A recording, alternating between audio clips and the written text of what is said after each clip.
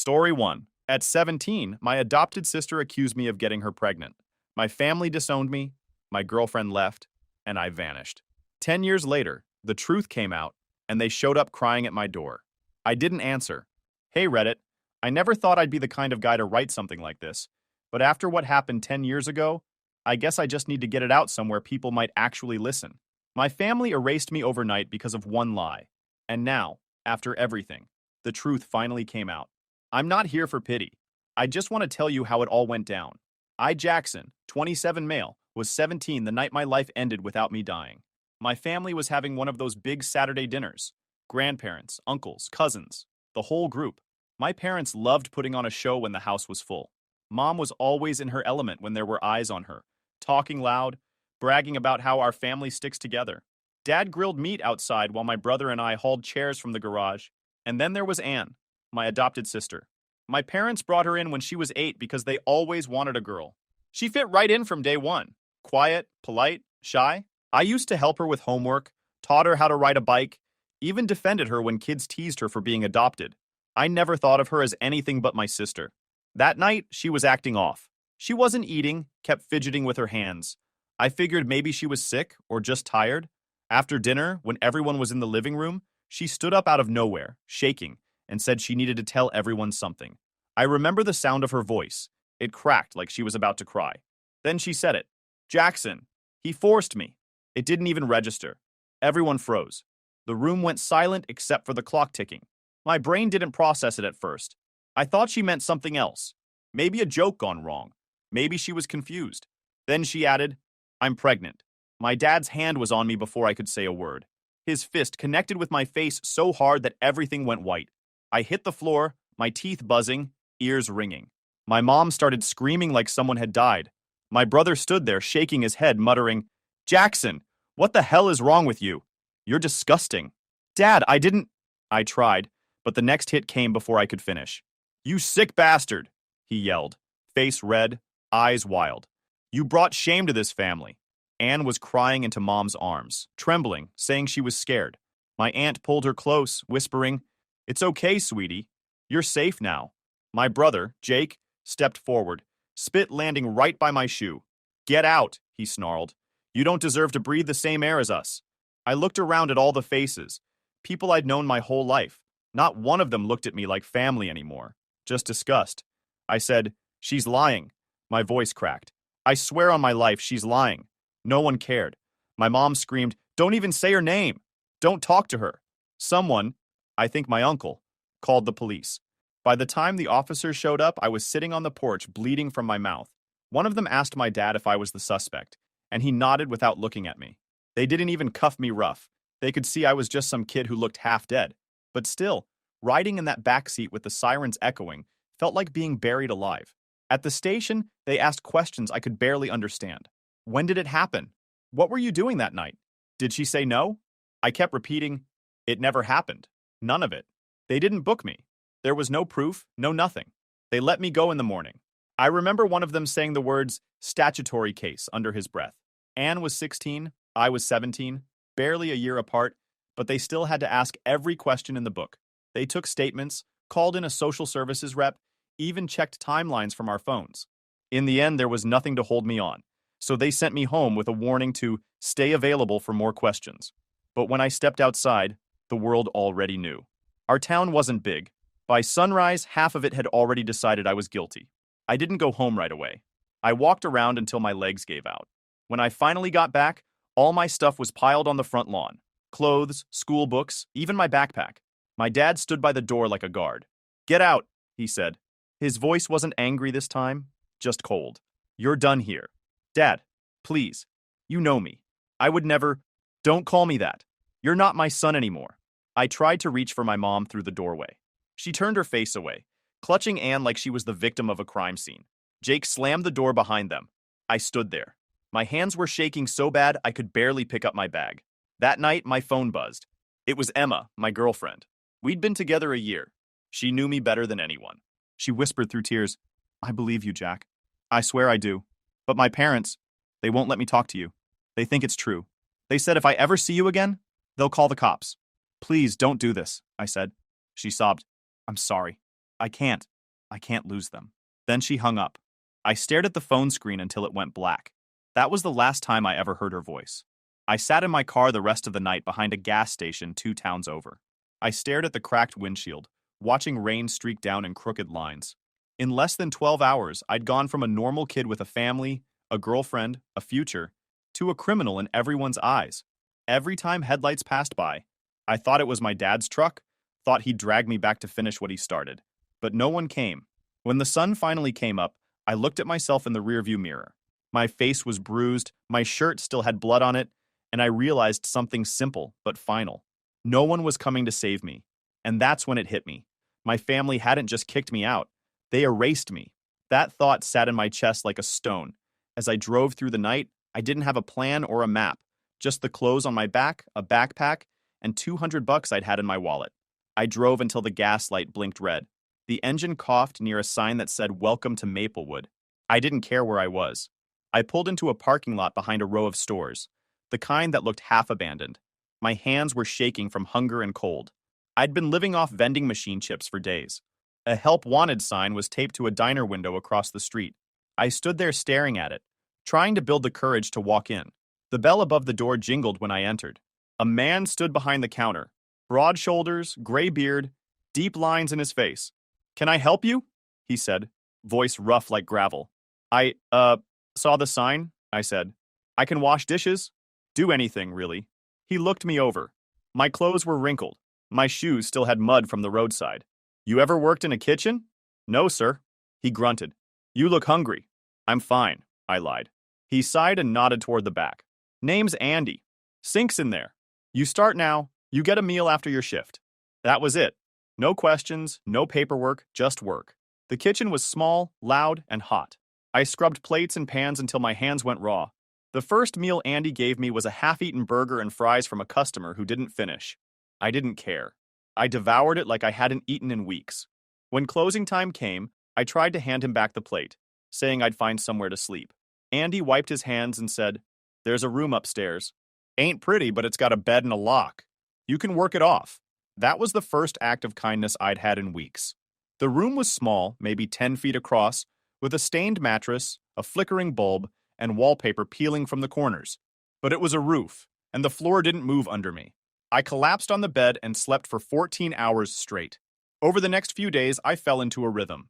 Andy didn't talk much, but he'd grunt things like "good job." Those words meant more than any apology I'd ever gotten. One night, about 2 weeks in, I came downstairs to lock up and found Andy sitting at the counter reading the newspaper. He looked up at me and said, "Kid, what's your story?" I froze. "What do you mean?" "Got a customer in here today. Some trucker passing through. Said he saw your picture in a paper couple towns over. Some family thing." My stomach dropped. I started shaking. "That's not what it looks like. It's a lie. My sister, my adopted sister, she made it up. I swear I never—" Andy raised a hand. "Calm down, kid. I don't care what they say." I blinked at him. "You don't?" He leaned back on the stool. "Everybody's got a story. You're here, working. That's what matters.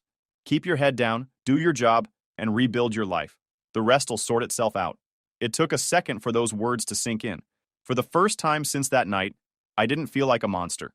That night, I sat on the edge of the bed, staring at the cracked wall, trying to process it. Andy didn't know me, but he still gave me a chance. My own family couldn't do that. One night, I was looking at my contact list on my phone. I hesitated before calling home, but I needed to hear my mother's voice. Maybe enough time had passed. Maybe they'd realize the truth. She answered on the third ring. "Mom, it's me," I said quietly. Silence. "Jackson?" "Yeah. I just wanted you to know I'm okay. I found a job. Don't call here again," she said. Her voice cracked. "Your father doesn't even want your name spoken in this house." Then she hung up. I stared at the phone until the screen dimmed.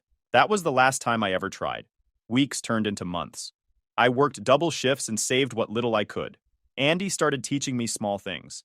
How to fix a leaking pipe, patch a vent, check a thermostat. "Learn to fix things, kid. It's the only way to survive," he'd say. One night after closing, curiosity got me. I searched Anne's name. There she was. Smiling in pictures, belly round, family around her holding pink balloons that said, "It's a girl." My mother stood beside her, proud, holding a cake shaped like a baby carriage. My brother was in the corner of the photo, smiling like nothing ever happened. My throat burned. My stomach twisted so bad I had to close the laptop. Then I decided I'd never be Jackson Smith again. After that night, something in me switched off. No more trying to explain. No more hoping someone would come around. I was done being the version of me they buried. I threw myself into work at the diner. I'd be there before sunrise and leave long after closing. I fixed leaky faucets, cleaned grease traps, learned how to replace filters in the old air vents. Andy noticed. One afternoon, while I was unclogging the sink with half my arm down the drain, he said, "You ever thought about learning this stuff for real?" I looked up, confused. "Like plumbing?" He chuckled.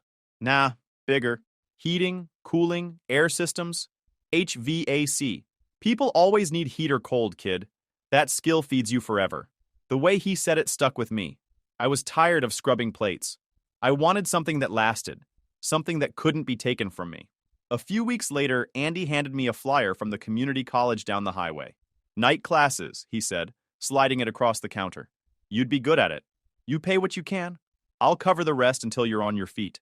I stared at the paper for a long time. Nobody had ever offered to help me like that before. Not even my real family. I signed up the next day. The first few months were brutal. I'd work 10-hour shifts at the diner, then catch the bus to night school, fighting to stay awake through lectures about compressors and coils. Every time I fixed something, when cold air came out of a vent, when a broken unit roared back to life, it gave me a rush. Like I was fixing myself piece by piece. Andy kept pushing me. "Don't just get good," he said. "Get so good they can't ignore you." By the time I earned my GED, I was already halfway through the HVAC program. I started doing small repair jobs on the side. Andy's house, the diner's vents, a few regular customers. When the certificate came in the mail, Andy hung it in the diner's hallway like it was his own kid's diploma. "Not bad for a runaway," he said, patting my shoulder. I laughed, even though it still hurt to hear that word. With Andy's help, I saved enough to buy a used pickup and a set of secondhand tools. I quit the diner and started working full-time for a local HVAC company. One summer afternoon, a coworker named Derek got accused of stealing cash from a client's kitchen counter. The boss was ready to fire him on the spot. Something about the look on Derek's face, the same panic I'd seen in the mirror 10 years ago, made me step in. "Check the vent," I said. Everyone stared at me. I climbed up, pulled the cover off, and sure enough, the envelope had been sucked halfway into the duct from the return air. The client had probably set it too close to the vent. Derek almost cried. The boss apologized to the client. Afterward, Derek shook my hand like I'd saved his life. Andy heard about it through a supplier and called me that night. "Good job, kid," he said. "You didn't just fix air, you fixed a mess." That's what separates men from mechanics. That stuck with me. Years passed like that. Work, sleep, eat, work again. It was simple, predictable, safe. But sometimes at night, when I got home, I'd feel this hollow space inside me, like there was a whole other life still buried somewhere. One night, while doing invoices, I opened an old account I hadn't touched in years. My hands shook when I logged into social media. I shouldn't have done it. There they were, my family, smiling, laughing, and standing in front of a birthday cake with a little girl, her daughter, who looked about 10. My mother was there, holding her, my dad's arm around them like nothing had ever happened. My brother standing in the background, grinning like he didn't spit at my feet once. The caption read, "Happy birthday to our miracle girl. Family is everything. Family." I scrolled through the photos until my chest hurt. Anne looked happy, radiant, like someone who'd never ruined a person's life.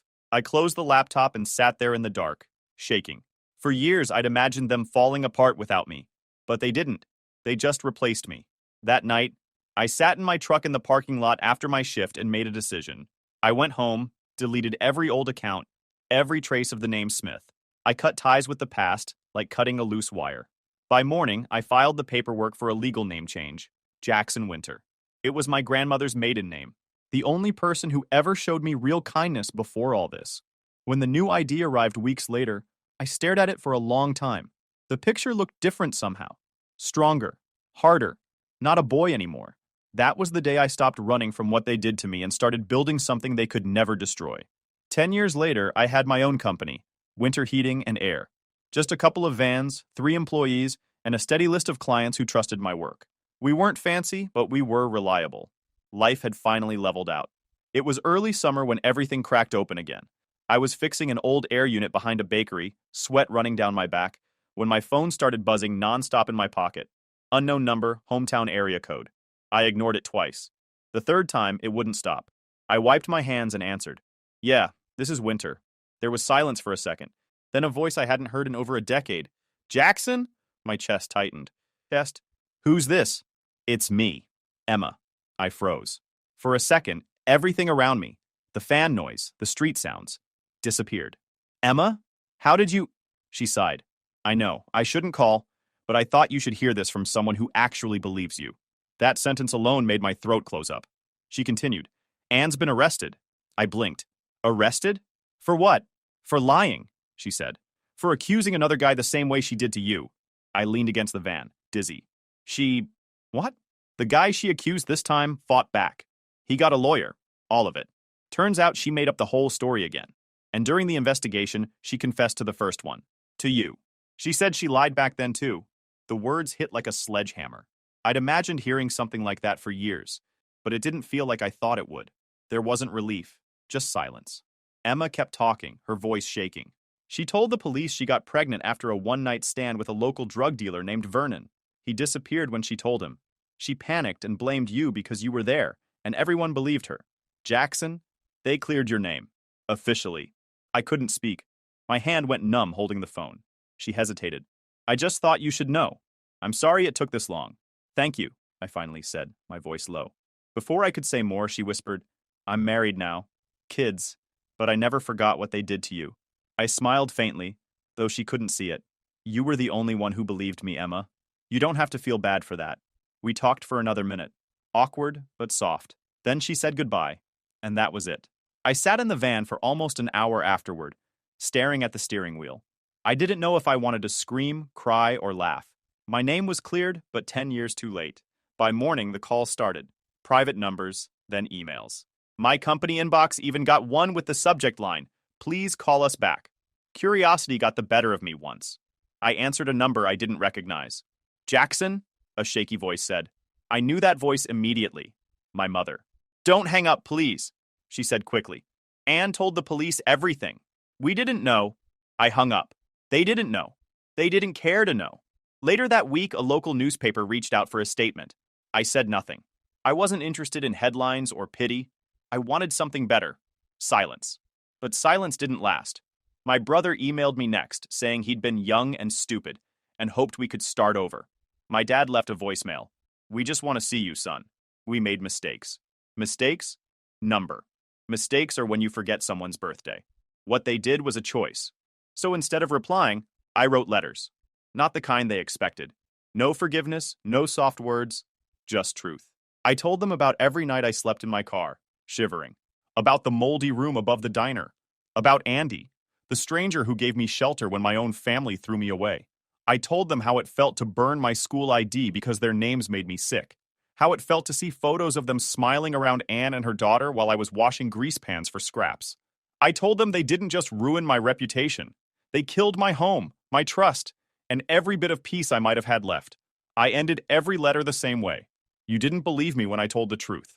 Now you can live with it. I never mailed them. I just stacked the letters in a shoebox and left them in my desk drawer. That night, as I sat in my workshop going through invoices, I looked around. The tools, the vans, the company name painted on the walls. All built by my own hands. Everything I'd lost was gone for good, but everything I'd built couldn't be taken from me. For the first time in years, I didn't feel erased. I felt written again. Not by them, but by me. But peace doesn't stay quiet for long. Once the truth about Anne spread through town, the same people who threw me away suddenly remembered I existed. It started with a knock on my office door one afternoon. I was fixing a thermostat unit on my desk when I heard someone call my name Jackson. I froze. I turned, and there she was, my mom. She looked smaller, older, like someone had drained the life out of her. Her hair was gray at the roots, her hands shaking as she held a casserole dish covered in foil. I made your favorite, she said softly. Chicken and rice? You used to love it. For a second, I couldn't move. The smell hit me and my stomach twisted. I remembered the last time she'd cooked it, the night before everything blew up. I stood up slowly. Why are you here? Tears filled her eyes. I just want to see you. To say sorry. We were wrong. Anne lied. We know that now. I leaned against the counter. You're 10 years too late. She wiped her nose. I didn't know what to believe back then. She was crying, and your father. I cut her off. You didn't even ask me. You didn't let me speak. You kicked me out and told me never to call again. She stepped closer. Please, Jack. Don't call me that, I snapped.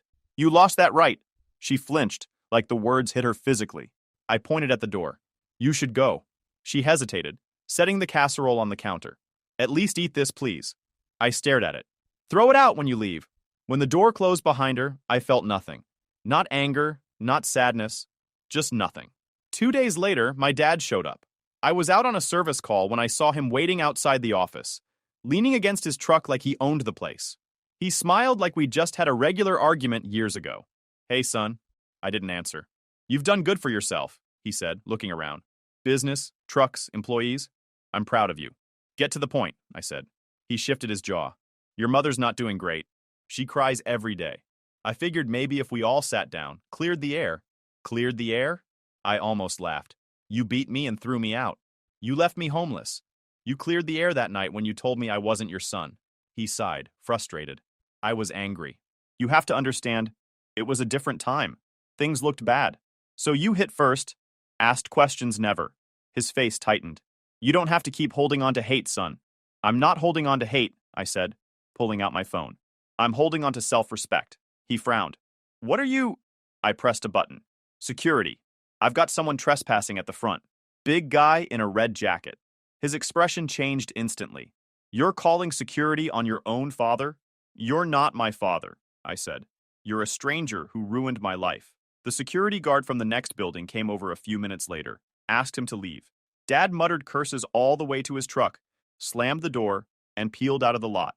When the silence returned, I just sat there at my desk, staring at the same spot he'd stood.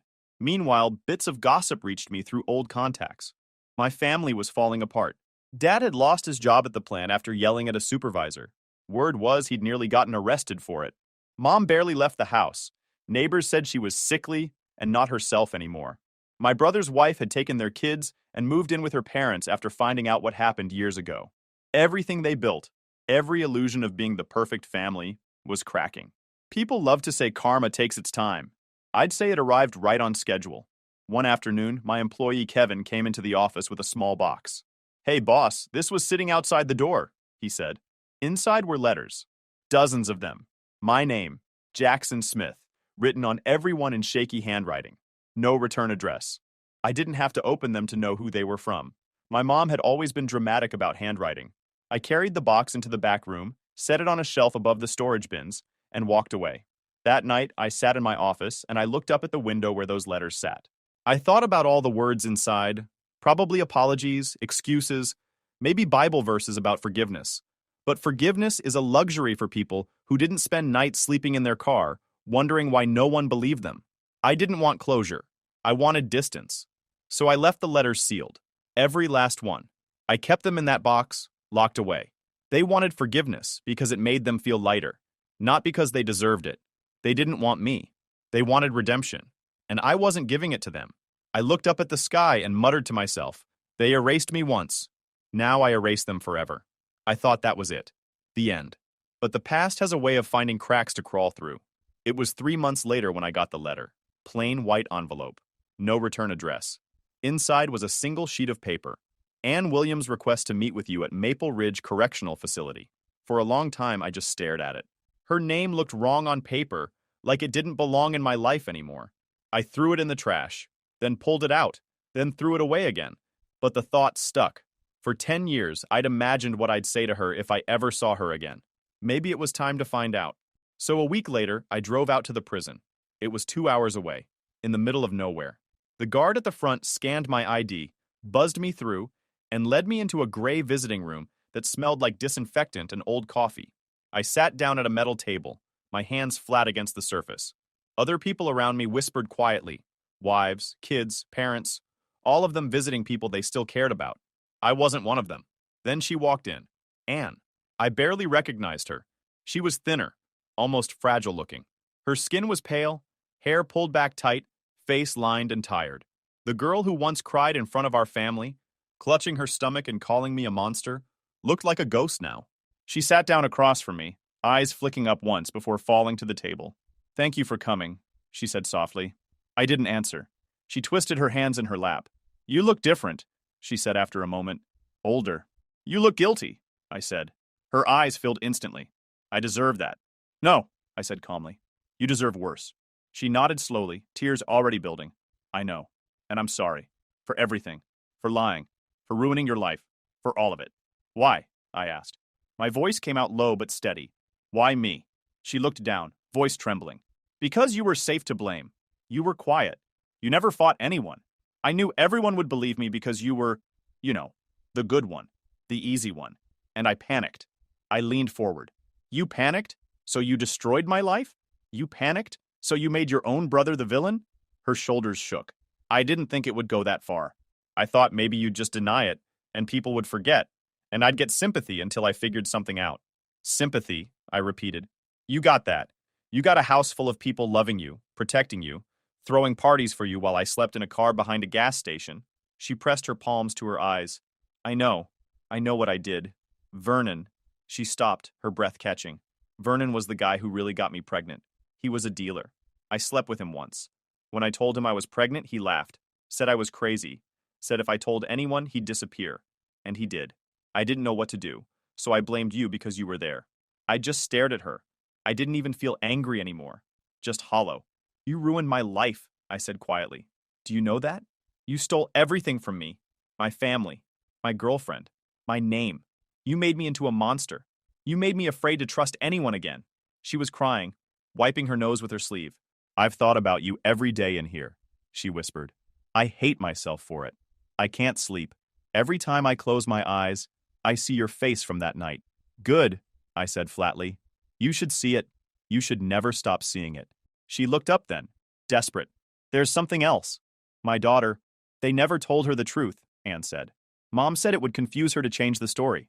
So she still thinks it's you. I stared at her, stunned. Even after everything came out? She nodded weakly. They said she's too young to understand, and that admitting they were wrong would just open old wounds. They'd rather keep the lie than face what they did. She asks about you sometimes, Anne said. She's seen your photo. Old ones from before everything. She wonders why you never came around. That hit harder than anything else, she said. Somewhere out there was a kid, not mine, walking around believing the same lie that destroyed me. I stood up, my chair scraping the floor. A few people turned to look. You don't get to tell me that, I said. You don't get to throw that on me now, like it's something I can fix. She reached out a hand, trembling. I'm sorry, Jackson. I really am. I can't undo it. I just needed you to know.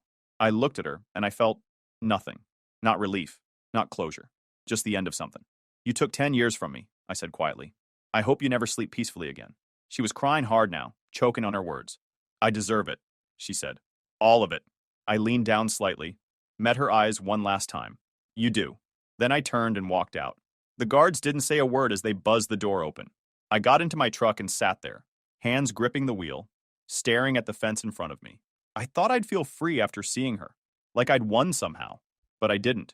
There was no victory in it, just exhaustion. Some things don't fix when the truth finally shows up. Some things stay cracked, even when you stop caring. But as I started the engine and pulled away, I realized something. Walking away, not forgiving, not exploding, just leaving, that was its own kind of power. For the first time, I didn't feel erased. I felt finished. A year passed after that visit to the prison, and life settled into something that finally made sense. I sold my old small house and bought a new decent one just outside the city. 3 bedrooms, fenced yard, nothing fancy, but it was mine. Every wall, every nail, paid for with work I earned myself. Then there was Rachel. I met her through one of my clients. She was a graphic designer who came in to redo the company logo. I didn't plan on dating anyone, but she had this calm about her. She didn't ask too many questions about my past, just said, whatever it was, you're not that guy anymore. We'd been together a year now. She moved in with her cat, and I got a rescue dog named Edgar. Between the 3 of us, the house finally felt alive. Work, Rachel, Edgar, peace. Then, one morning, an envelope came in the mail with no return address. My stomach tightened. I thought it might be another apology from my family, but when I opened it, the name inside made me stop. David Kenderson. The second man Anne had accused. His handwriting was neat and short, straight to the point. Mr. Winter, I'm filing a civil case against Anne for defamation and emotional damage.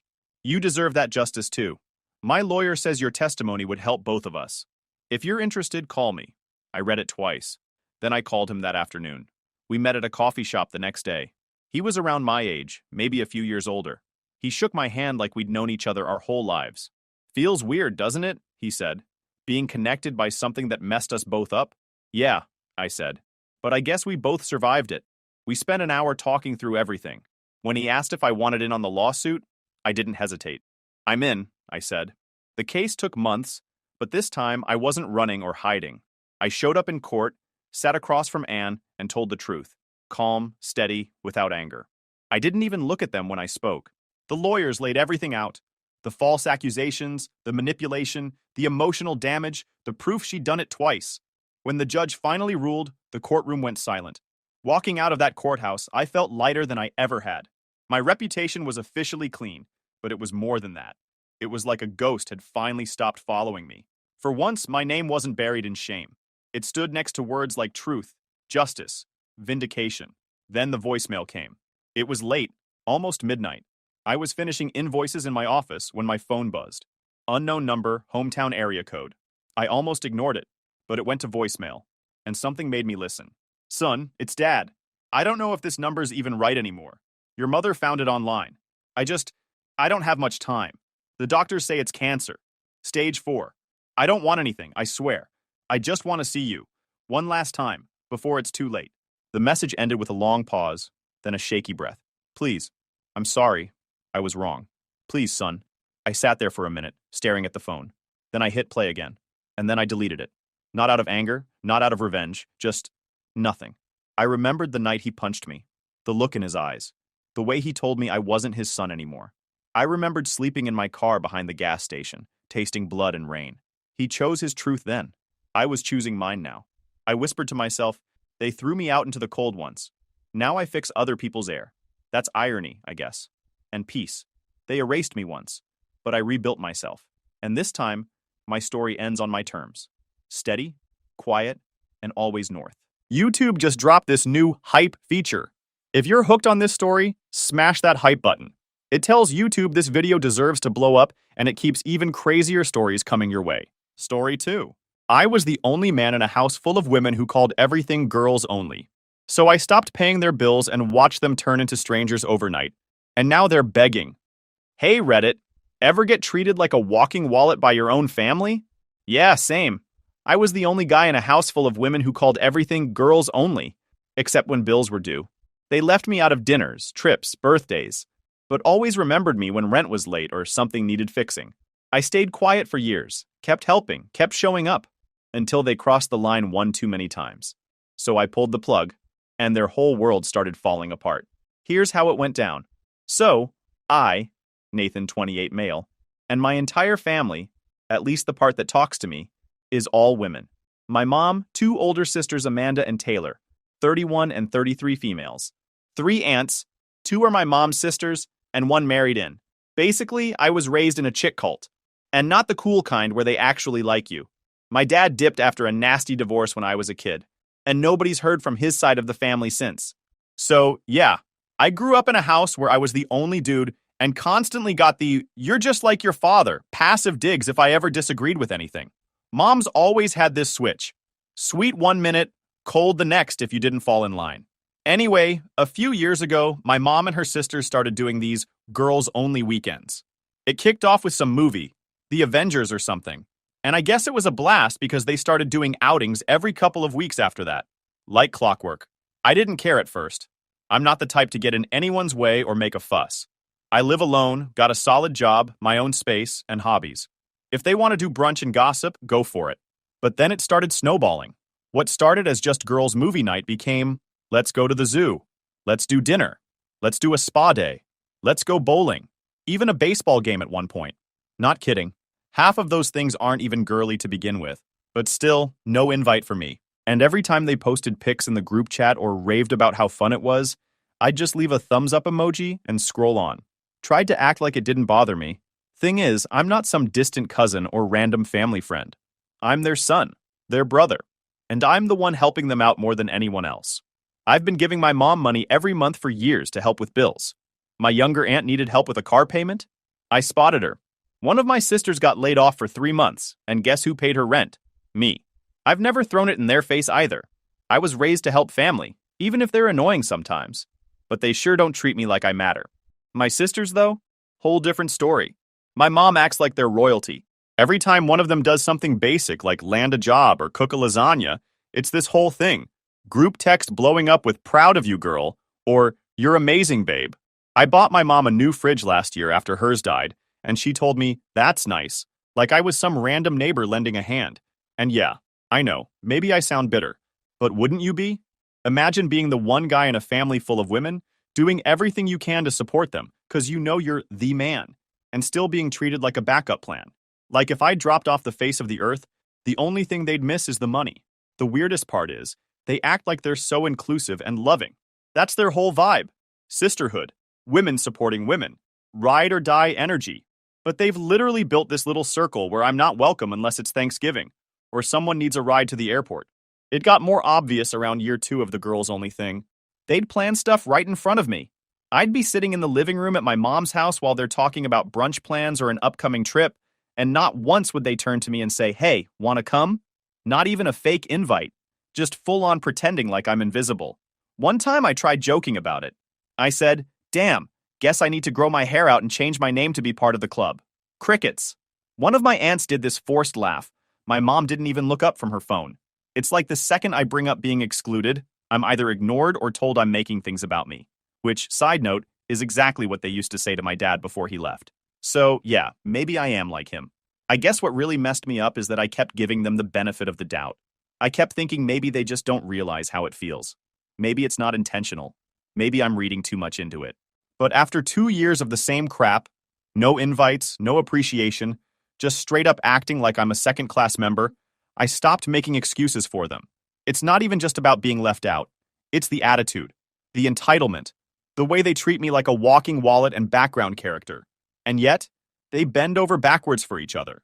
One of my sisters wanted help redecorating her living room, and 3 of them dropped everything and showed up with paint swatches. I offered to help fix my mom's dryer and got told, maybe let the professionals handle it. Cool. Got it. So yeah, at this point, the girls only thing wasn't just a cute theme anymore, it was an excuse. It became a way of telling me I don't belong, that I'm not one of them and never will be, which would be fine if they didn't also rely on me for everything when things go south. I didn't speak up right away. I kept it all in, but deep down, I knew something had to give.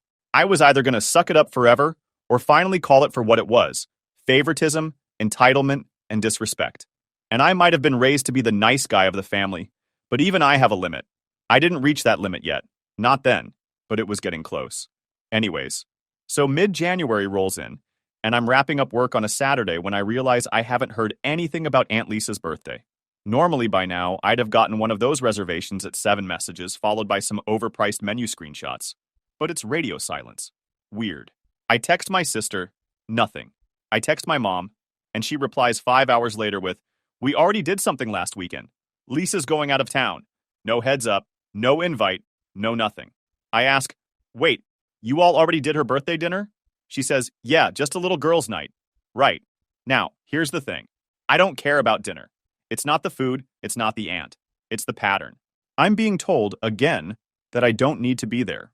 They went to that steakhouse downtown, the same place I introduced them to back in 2019. Funny how that becomes girls only when they're enjoying the perks I gave them. And this time, I didn't sit there wondering what I did wrong. I just filed it under.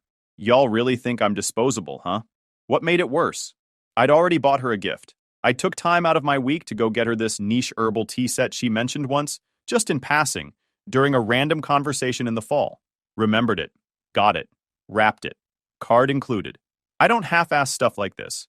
I just believe in doing right by people, even when they barely register you exist. Dropped it at her house like it was some damn Amazon delivery. No call, no hug, just a thanks text a day later. That was the moment it shifted for me. Not because of the dinner, not even the gift. It was realizing I'm the afterthought. I'm the guy who gets remembered after the fun's done, and only because I might bring a gift. I didn't vent, I didn't argue, I didn't guilt trip anyone, because I understood what gets respect in this family. No, it's not effort, it's not sacrifice. It's being part of their clique, the girl club, the inner circle. If you don't fit the mold, You don't get the credit. Doesn't matter what you do for them behind the scenes. That doesn't get posted about. That doesn't get thank you texts. That gets ignored. So when people ask why I didn't say anything earlier, it's because I didn't want to sound petty. I let them have their girls' nights, their spa days, their inside jokes. I wasn't trying to crash their party. But now it's not just girl time, it's family time minus the one guy they don't feel like including. That week I made a decision. No more extra effort. I wasn't going to chase inclusion or bend over backwards trying to earn something they were never going to give me. Respect shouldn't be a reward for shutting up and giving more. So I pulled back a bit. Not dramatically, just started saying no a little more. My aunt asked if I could help her fix her broken screen door, told her I was tied up, my mom needed help figuring out her insurance portal again, told her to call the company. My sister asked if she could borrow money for the third time this year, told her, not right now. You'd think I burned their house down. Got a passive-aggressive some people change when they get money text from my mom 2 days later. Didn't even respond. What I realized is, they don't just expect me to help. They count on it. They feel entitled to my time, my money, my attention, but not my presence, not my voice, not my seat at the table. I'm good enough to fund the family, but not good enough to hang with it. So nah, I didn't care about the steak dinner. I cared that I was the only one ever left out. I cared that they didn't even see it as wrong. And trust me, I was already noticing them gearing up for something else. Talk about a summer escape had already started floating around in the chat. They called it just a little beach trip, nothing big. But I knew exactly where it was headed. So usually around March, the women in my family start buzzing about the yearly beach trip. It's a tradition.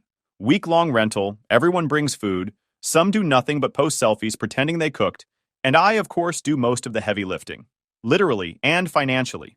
I've been covering the house deposit and sometimes more because, being the responsible guy in the family apparently means you're also the designated ATM. But this year, nothing. Not a word. The group chat was weirdly quiet. At first, I figured maybe they were scaling back, but then I started seeing things. Instagram posts with captions like "Sun's calling," shopping bags with beach gear, vacation body countdowns from my sisters, like they were training for a photo shoot. Even my aunt asked me casually if I still had that big cooler. No mention of the actual trip. Just sneaky little breadcrumb clues. I didn't need Sherlock Holmes to piece it together. They were planning the beach trip. The same one I usually bankroll. The same one we all agreed last year was such a great tradition. Only difference now? Apparently, I didn't make the cut. Now here's where it gets wild. Back in December, we had this throwaway convo after Thanksgiving where I joked, "Guess I'll cover the beach house again so you guys don't end up in a shack with no AC." They laughed like I was doing stand-up and said things like, "You're the best, and we'll owe you one." That's it. That was the full extent of the planning meeting. And apparently, that was good enough for them to move forward, like I was fully locked in as the unpaid sponsor. Planning the trip, choosing the house, even putting down my name for the booking, but never once bothering to tell me they were turning it into a girls-only event. I found out the final detail through a comment one of my aunts dropped on my sister's post. "So excited for our beach week. Thank you again for reserving it under Nathan. I swear you could hear the record scratch in my head. So let me get this straight. They're taking a vacation. Without me. On my tab. Using my name. And had zero intention of telling me until the deposit went through. That's not family. That's organized theft and flip-flops." At this point, I wasn't even angry.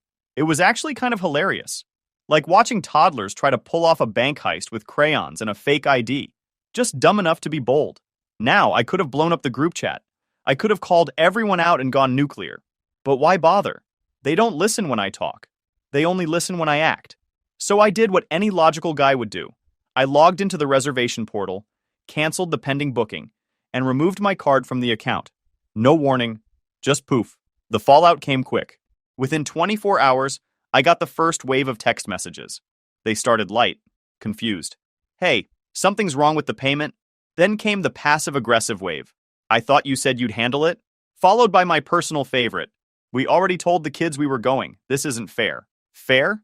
You're booking a vacation behind my back, using my card, and not inviting me because I wasn't born with the right plumbing. And you're talking about fair? But I didn't respond. Not because I was sulking or trying to be dramatic, but because silence is a full sentence. They wanted to pretend I didn't exist? Fine. I returned the favor.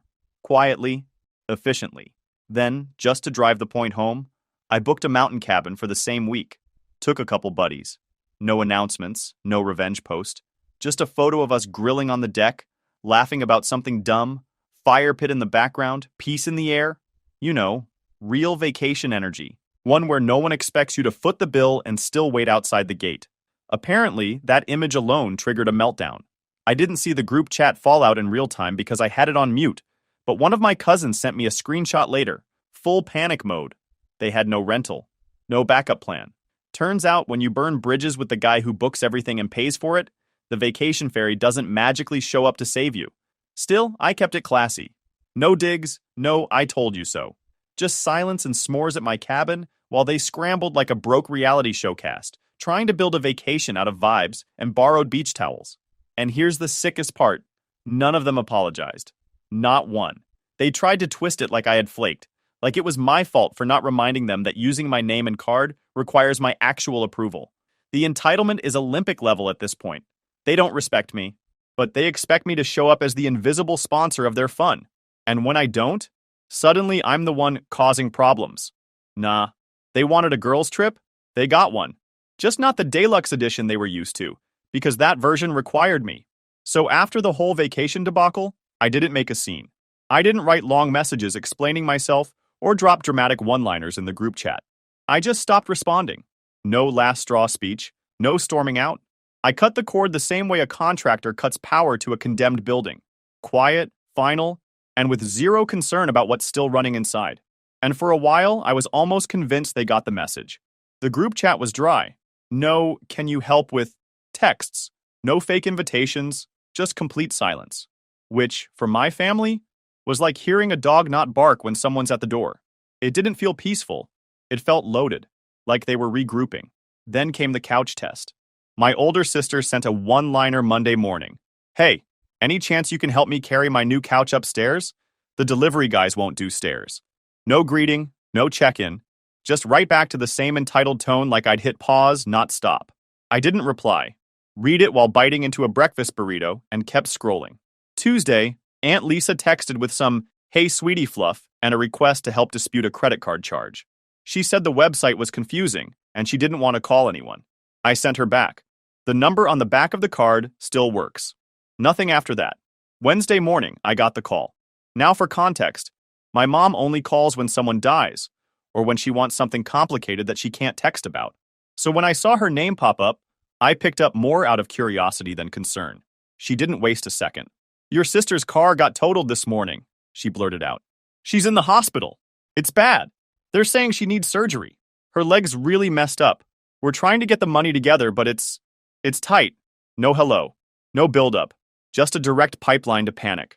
I paused. Something didn't sit right. For starters, she didn't say which sister. Not their name, not which hospital, not even the usual dramatic voice she puts on when she's actually shaken. So I asked flat, "Where is she?" "St. Thomas," she replied too quickly. "They won't let anyone in right now because of all the scans. They're being strict about access." Still didn't say a name. I told her I'd call the hospital directly. Her tone shifted hard. No, don't do that. She's in and out. They won't be able to confirm anything. It's too soon. I didn't argue. I just said, all right, and hung up. Then I opened Instagram. I checked both my sister's pages. My older one hadn't posted in a day, which wasn't unusual. But my younger sister? She just uploaded a photo of a cappuccino with her name spelled wrong on the cup and the caption, "Barista's never gonna get it right." Big smile, full makeup, cozy sweater, not exactly the vibe of someone fresh out of surgery. I double-checked the timestamp. 7 minutes ago. If she was in a hospital, they must have started giving patients artisan coffee with foam art now. I sat back in my chair, phone still in hand, and just stared at the screen. My own mother had faked a car crash, a surgery, an emergency, just to hustle me for money. And the part that really got me? She didn't even put effort into it. No fake tears, no buildup, no emotional manipulation finesse. Just an automatic, soulless lie like she was ordering takeout. That's how casual it had become, weaponizing disasters to squeeze me like a bank account that can't close. I didn't call anyone. I didn't text back. I just let that sit. The next morning, the group chat flared up with vague nonsense. My mom dropped a passive message. "Thanks to everyone who came together yesterday. I'm reminded why family matters." Translation: I didn't get what I wanted from him, but I'm still going to pretend the scam worked. Then Lisa posted, "Some of us just do more and that's okay." I closed the app. I wasn't shocked anymore. I was done. This wasn't a misunderstanding. This wasn't overreaction. This was calculated emotional fraud. This was my own mother faking an accident because my silence threatened their funding stream. I spent the next hour organizing screenshots. Every time they asked for money, every last-minute panic favor, every guilt text I'd brushed off until now. I filed it all in a folder on my phone titled For Memory. Not to shame them later, not to send it to anyone, just to make sure I never forgot how far they went when I stopped playing their scapegoat. That silence, that calm, it wasn't just satisfying, it was freeing. Then the final hit came. Saturday night, my mom texted again. No dramatic opener this time, no fake emergency. Just, can you help with rent this month? Things have been hard. Everyone's doing their best. I stared at it. Then typed, everyone's best looks a lot like my worst. Sent it. Mute. Didn't even wait for her response. Blocked her number for the weekend just to enjoy 48 uninterrupted hours. Not because I was angry, because I was clear. The thing about cutting people off is that the silence doesn't hit them first. The consequences do. And when I stopped helping, I didn't leave a note. No final warning. Just unplugged the power and walked away. It took about 2 weeks for the cracks to show. Then it all started crashing, fast. First one in the blast radius? My older sister, Amanda. She'd been driving a car I technically co-signed for 2 years ago. Long story short, she couldn't qualify a loan, begged me to just put your name on it, said she'd take care of everything. And for a while she did, until I pulled my name off quietly after the vacation stunt. Had the legal stuff finalized a month back, gave her a heads up she ignored. I didn't push it, I just got out. Well, turns out she was behind on payments. 3 to be exact. The dealership repoed the car in broad daylight, right outside her job. A coworker recorded the whole thing. She called my mom crying like a teenager who got grounded. Mom texted me, how could you do this to her? Do this to her. I didn't call the repo guy. I just stopped babysitting her mess. That same weekend, I got a call from the electric company. My name was still on the account at Mom's house. I thought I'd already switched it over to her. Guess not. She hadn't paid in 2 billing cycles. Balance was pushing $600. They were about to shut it off. So I paid it? Nah. I called them, took my name off immediately, and let the system handle it. That Monday, they lost power for 36 hours. Mom texted me something like, wow, you really don't care anymore, huh? She was right. I didn't. Then came the bounced rent. My younger sister Taylor had been managing rent on a 2-bedroom place she shared with a friend, except she'd been using money from the family pool to stay afloat. And the family pool? Yeah, that was basically me. Once I stopped wiring her anything, she fell short fast. Her roommate posted a passive-aggressive rant on Facebook. Some people aren't built for adult responsibilities. Real subtle. Within 3 days, Taylor was back at Mom's house, sleeping on the couch and blaming a toxic living environment. I'm guessing the landlord didn't buy that one either. By week 3, Aunt Lisa was listing furniture on Facebook Marketplace. That alone didn't surprise me. What did surprise me was the description she used on a $90 used coffee table. Family going through hardship due to betrayal. Please help if you can. Betrayal? I read that while drinking coffee and almost spat it out. These people were so comfortable feeding off me for years that the moment the gravy train stopped, it became a betrayal. Here's the part that got twisted. One of them, still not sure who, tried to open a new credit card using my name. They still had some old mail, maybe enough for a week application. I got a fraud alert email, flagged it, denied it, locked it all down. I didn't even confront anyone. If they wanted to play dirty, let them try. All they'd do was expose themselves harder. Next thing I hear, Mom's bank account got frozen for an overdraft. She called my aunt crying that she had to cancel an upcoming dental procedure because we're not all lucky enough to ignore family. The same woman who faked a car accident 2 weeks ago was now using cavities as moral leverage. By mid-month, my cousin messaged me on the side. Just FYI, they're trying to get Uncle Jay to pitch in now. Told him you cut everyone off for no reason. That day, Uncle Jay called me to laugh about UT. He isn't actually family. Just an old friend of my dad's who stuck around here, and then, but had his own life and family. He is a solid guy. Man, he said, they really painted you as the villain. I told him I didn't care. Let them. Because here's the kicker. The moment I stopped funding the show, the whole set collapsed. No vacations, no rides, no help with bills, no insurance paperwork, no backup. They weren't mad that I changed. They were mad they had to. One day, Taylor called me directly. First call from her in months. I let it ring. Straight to voicemail. She texted after. Can we at least talk about why you're being like this? You used to help. Yeah, I used to, back when there was some mutual respect, or at least the illusion of it. But after the lies, the scams, the entitlement, the silence wasn't revenge. It was sanity. Then came the hospital stunt. Not the fake one. This one was real. Aunt Lisa tripped at work and fractured her wrist. Needed outpatient surgery. Minor thing. But apparently the deductible was steep. She texted me this paragraph about how no one else can help right now. And I know you don't want to hear from us, but this is different. Different. When I broke my wrist 4 years ago, I paid out of pocket and got 0 calls, 0 support. They sent me a funny meme about how guys are bad at resting. I left her text unread. And that must have been the last straw for them. Because after that, they turned full delusional. Mom sent a message in the group chat, still muted on my end, saying, "We don't need anyone's help.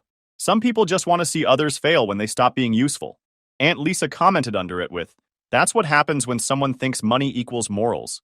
They were trying to flip the narrative like they were the victims of some tyrannical dictator who took away their free lunch.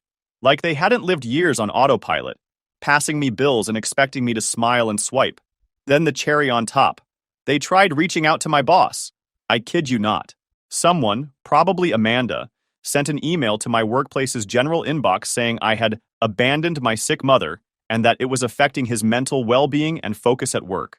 The email was so unhinged, HR forwarded it to me and asked if I was okay. I laughed, said, "Family drama," and they dropped it. That was the day I changed my number. No big speech, no dramatic goodbye. Just done. Same city, same job, same apartment. But I cut everything that they used to reel me back in, and this time for good, no more chances. It wasn't the, "I'm just going to ignore them." It's the, "They don't exist to me anymore." I didn't announce it.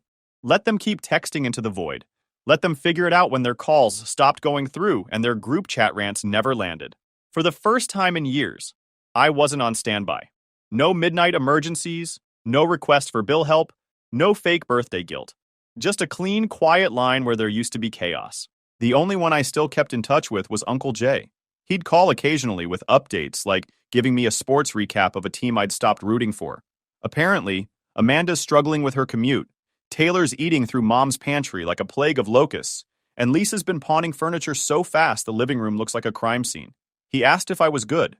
I told him I was better than I'd ever been. But deep down, I knew the silence wouldn't last. This wasn't over. I knew it wasn't over. You don't unplug yourself from a whole system of manipulation and just expect them to let you walk away. Parasites don't give up their host that easy. It was a Saturday morning. I had the windows open, coffee on the counter, and some jazz playing low on my Bluetooth speaker. Peaceful. Almost fake, considering the kind of year I'd had. The air even smelled clean. That weird stillness you get when everything's just right. Then came the knock. Not a polite one. Not a neighborly, "Hey, you got a sec?" kind of knock. This was fist on wood, full-blown aggression. Someone trying to break rhythm more than make contact. I opened the door, and there she was. My mother. Not the version of her that used to bake cookies and force hugs. This was a different version. Hair wild. Eyes locked on me like I'd personally pushed her off a cliff. Her mouth already moving before I could even say a word. "You really think this is how you treat family?" she snapped. "You think you can just throw us all in the street and pretend like we don't exist?" I blinked. No hi. No can we talk? Just immediate accusation like I'd burned the house down and left a note saying figure it out. I didn't answer right away. I just looked at her. Really looked at her. She looked tired. Not tired from work or age. Tired like someone who'd spent weeks lying, scrambling, blaming, and couldn't figure out why none of it worked anymore. Then I said, "You chose this." That was it. Calm, steady, no yelling, and that's what set her off. "You're just like your father." She hissed it like it was the ultimate insult. "Cold, selfish, ungrateful. He walked out on this family and now you're doing the same thing." I stayed in the doorway, arms crossed, not giving her an inch. "Dad left because you treated him like garbage. I just figured it out sooner." She slapped me, open palm, right across the face. Not hard enough to knock me back, but hard enough that the music inside stopped feeling appropriate. I didn't flinch. I just nodded slowly, like a math equation had finally solved itself. "That's all you had left, huh?" I said. "When the guilt stopped working, when the lies stopped landing, you went old school." She started pacing, rambling. Something about Taylor having nowhere to go, Amanda being in debt because of me, Lisa not being able to get her life together because she's so stressed. Then she pointed to the street and barked, "You're sitting here in your little apartment, living your little life while your family is drowning. You mean the family that used me like a checkbook and left me out of everything unless something needed fixing?" I asked. She didn't answer. Instead, she grabbed the potted plant by my door, this ugly ceramic cactus someone from work gave me, and hurled it down the steps. Ceramic exploded. Soil everywhere. Didn't even blink. "You think this makes you strong?" she shouted. "You think cutting everyone off makes you better? You're a coward, a spoiled little coward just like your father." Then she started pulling stuff from the small patio table, tossed my ashtray, knocked over the folding chair, took her keys and started scratching the paint on the railing. I stepped back, pulled my phone from my pocket, still calm. She kept yelling, "You'll regret this. You'll die alone just like him." Then she kicked the panel near my AC unit. It cracked. Not even a big crack, just enough to be stupid. That's when I dialed. Not to threaten, not to warn her. I called the cops, told them my mother was trespassing and vandalizing my property. I said it as flat as I'd order lunch. She heard me. "You're calling the police? On your own mother? On the woman who faked a hospital emergency, tried to steal from me, and just damaged my place? Yeah, that's what I'm doing." "You're disgusting," she spat. I learned from the best. I didn't raise my voice. Didn't match her crazy. I just let it burn through her that I wasn't the same kid who used to say yes to every guilt trip. I wasn't the same guy who bailed them out when they forgot to pay the water bill or accidentally used up their data plan streaming Netflix all month. I was done. The dispatcher stayed on the line, asked if she was still on the premises. I said yes. My mom stood there, shaking, not crying, just raging. Like she couldn't figure out how someone like me, someone who always bent, suddenly wouldn't break. I watched her deflate a little when she realized I wasn't bluffing, that police really were on the way. She backed off the porch, took a final look at me, then turned and stomped toward her car. Before getting in, she shouted, "Don't come crawling back when no one wants you." I stared at her, then said, "I'd rather be unwanted than used." She sped off. Tires squealed. Nothing dramatic, just the sound of someone out of control and needing to feel powerful again. 15 minutes later, 2 officers showed up, took a quick statement. I showed them the broken pot, the cracked panel, the scratch on the railing. Had it all on camera too. My doorbell cam had caught the whole show in high def. They offered to file a formal report. I told them yes. Not because I wanted her arrested, because I wanted a record. The next day, Uncle Jay called. He'd heard. News moves fast when someone like my mom melts down in public. He wasn't surprised. Just asked if I was all right. "Yeah," I told him. "She finally showed me who she really is." He sighed, said, "Sometimes people aren't mad that you stopped helping. They're mad you stopped believing they needed help in the first place." I hung up and stood in the middle of my living room, letting the quiet settle in. She was gone. Not physically. She still existed, still lived 15 minutes away. But the illusion was gone. The idea that she'd change, or understand, or even just back off when I asked her to. All that died the moment she threw a flower pot and scratched my porch rail like a teenager keying an ex's car. That was the final break. No more texts, no more second chances, no more shared blood excuses. Just me, standing in the wreckage of a family that expected me to hold everything together and hated me the moment I stopped.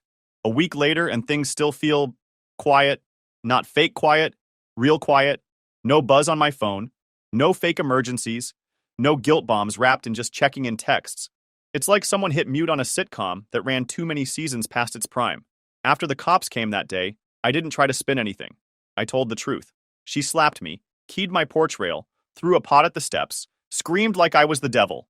The officer wrote everything down, asked if I wanted to press charges. I said no, just document it. I wanted something on paper in case she pulled this again. He nodded and left, but the damage was already done. That report? It shattered whatever fantasy she had about me always staying quiet. She didn't get arrested, but she got warned, officially, and she hated that. Uncle Jay told me she's been telling the family I ruined her life and sided with the law over blood. I guess in her mind, blood means immunity from consequences. Meanwhile, her meltdown became the final straw for everyone else. Lisa cut contact with her 2 days later. Apparently didn't want to be associated with someone unstable enough to get cops involved. Amanda moved out temporarily, said she needed space, but really she's couch surfing now. Taylor's still stuck there, but barely speaks to Mom. The house is a powder keg, with no one left to absorb the heat. And me? I'm just watching it unravel from a distance. I changed my number, blocked every one of them except Uncle Jay. He's the only one who talks to me like I'm human, not a debit card with legs. He gives me updates, but never tells me to fix it. Just says, they're learning what it's like without you. Amanda tried texting me through a burner number, said I was cruel, said mom's depression got worse, said Taylor had to take out a payday loan. I read it, deleted it. I've done enough saving. It's their turn now. Funny part is, when you finally set boundaries, people think you've changed, that you're bitter, that you've become the villain. Nah, I'm the same guy who helped fix the fridge, paid for birthdays, booked the rental houses, handled bills, listened to their messes. The only thing that changed? I stopped playing dumb. I started using my money on myself. Nothing flashy, just normal stuff.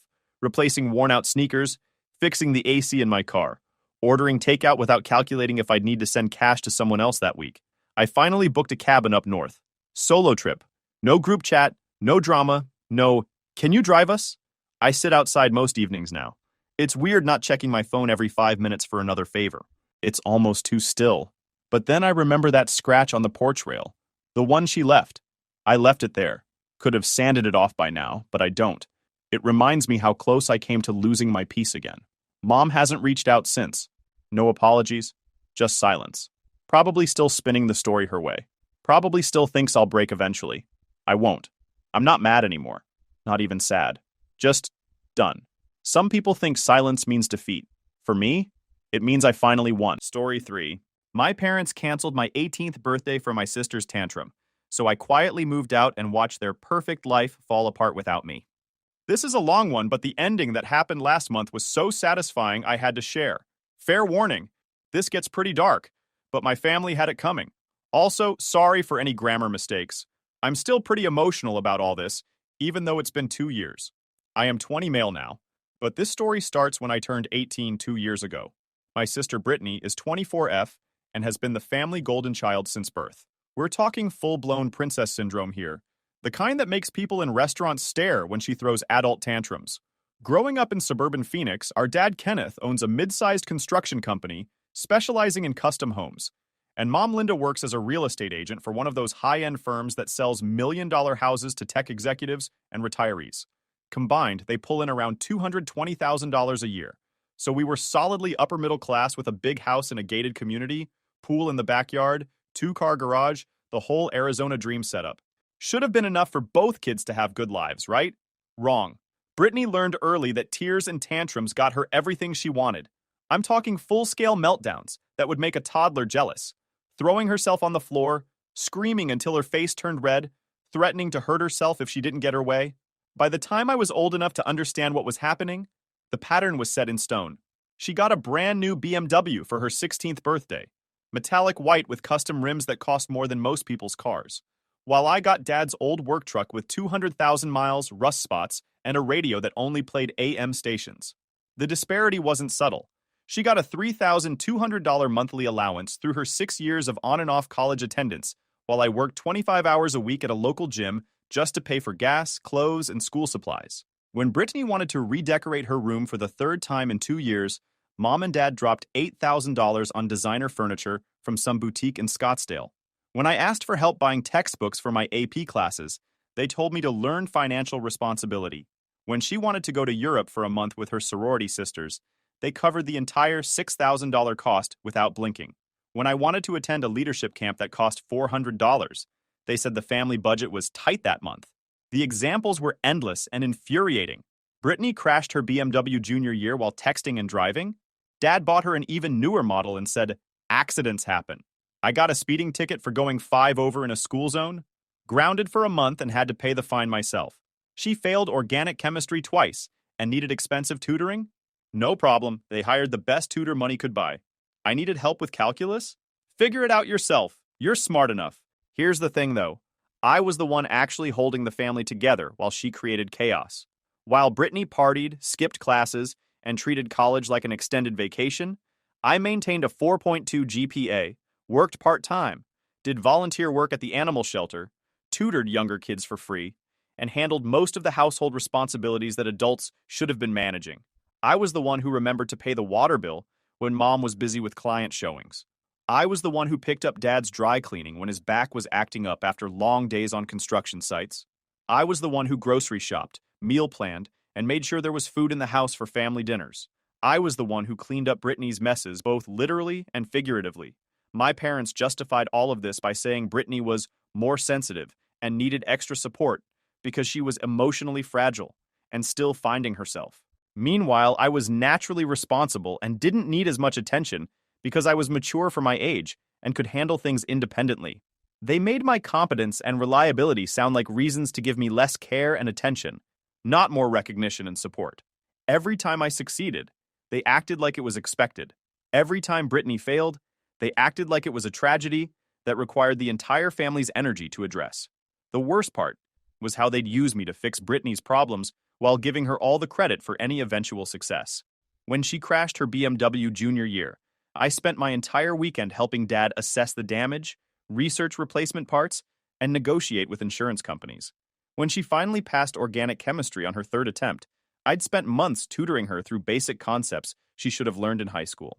When she got arrested for underage drinking at some frat party, I was the one who had to pick her up from jail at 3 a.m. because Mom and Dad were too disappointed and emotionally drained to deal with it. But when Brittany eventually graduated community college, 2 years late, who got all the praise? She did. "We're so proud of how you overcame your challenges," Mom would say. Meanwhile, I was treated like the family's unpaid intern, essential for keeping everything running, but invisible when it came to recognition or appreciation. I kept telling myself it would change when I turned 18. Finally, I'd be legally an adult. Finally, they'd have to respect me as an equal family member. Finally, I'd get some recognition for everything I'd done to keep this household functioning while they focused all their attention on their problematic golden child. I could not have been more wrong about how that would play out. So 2 years ago, I'm about to turn 18. This was supposed to be huge.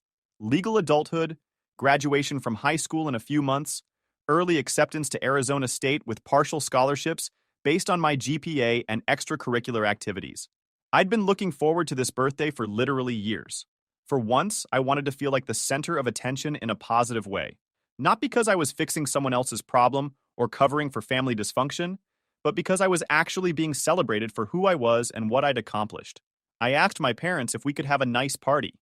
Nothing crazy or expensive, just family, some friends from school and work, maybe 25 to 30 people total. We could do it in our backyard, grill some food, set up music, celebrate properly. I even offered to help pay for it with money I'd saved from my job. Mom and Dad seemed genuinely excited about the idea. "Our baby's becoming a man," Mom kept saying to her friends and clients. Dad even offered to rent one of those inflatable obstacle courses because he thought it would be fun and nostalgic. We spent weeks planning everything, sent out proper invitations 3 weeks early, ordered a custom cake from the fancy bakery downtown, planned a whole menu of grilled burgers, hot dogs, and sides. Mom even helped me create a playlist of music that would appeal to different age groups. I invited everyone who mattered to me: my best friend Marcus, my girlfriend Sarah, teammates from the wrestling team, guys from work at the gym, my favorite teacher who'd written recommendation letters and believed in me when others didn't, even my boss who'd been like a mentor and father figure.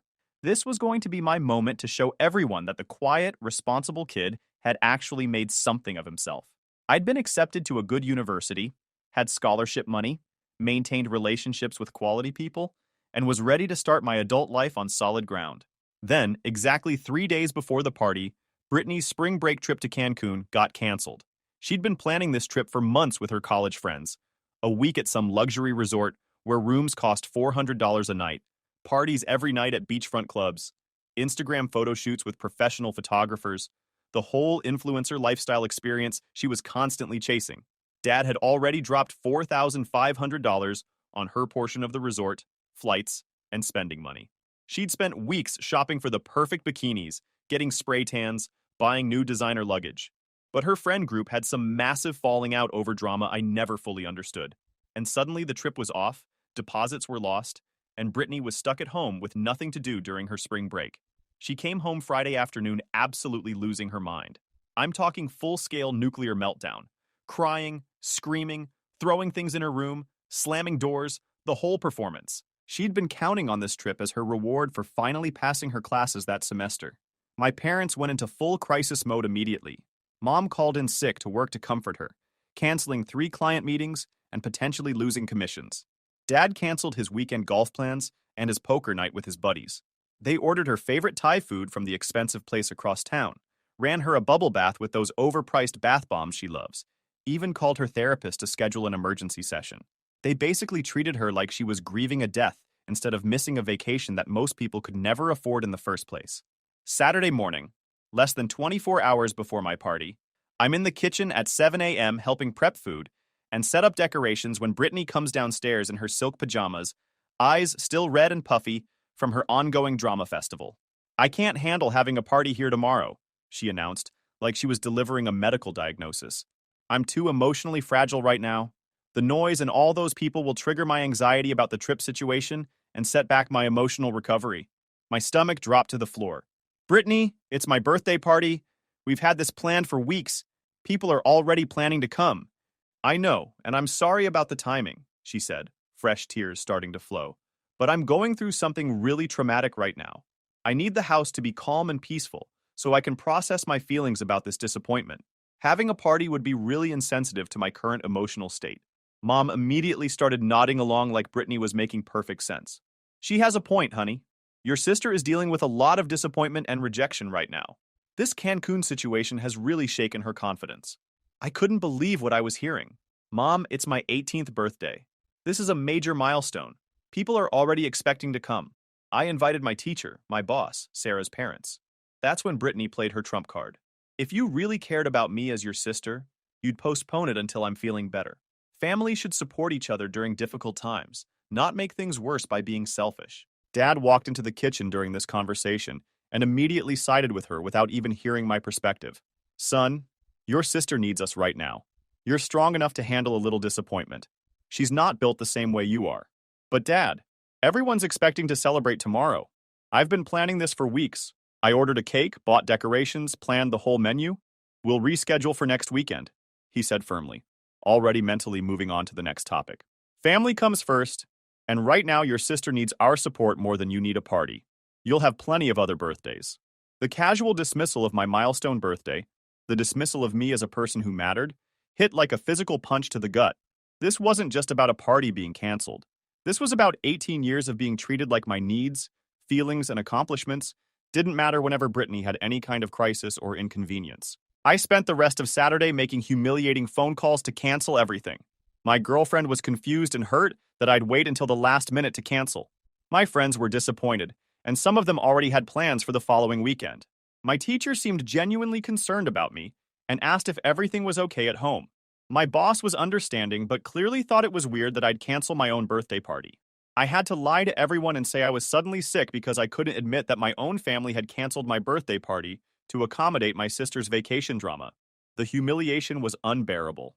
Meanwhile, Brittany spent the entire day lounging by the pool in a designer bikini, posting melancholy Instagram stories about dealing with life's disappointments and learning to find peace in unexpected changes. She looked like she was having a spa day, not processing emotional trauma. That night, as I sat alone in my room on what should have been the eve of my big celebration, I made a decision that would change the trajectory of my entire life. I was done being this family's emotional support animal, problem solver, and unpaid maintenance staff. The next morning, my actual 18th birthday, I woke up to absolutely zero acknowledgement from my family. No happy birthday, no special breakfast, no gifts, no recognition that this day was different from any other Sunday. Mom was too busy making Brittany her favorite protein smoothie with expensive organic ingredients, and Dad was already at a construction site because Sunday was apparently just another workday when it came to my birthday. The house felt exactly the same as every other day, except now I was officially an adult being treated like an invisible child. Around noon, Brittany actually had the audacity to complain that I was bringing down the mood by being quiet and distant. "It's not my fault your party got canceled," she said, while scrolling through her phone and eating the fancy brunch Mom had prepared for her. "You don't have to take your bad mood out on everyone else.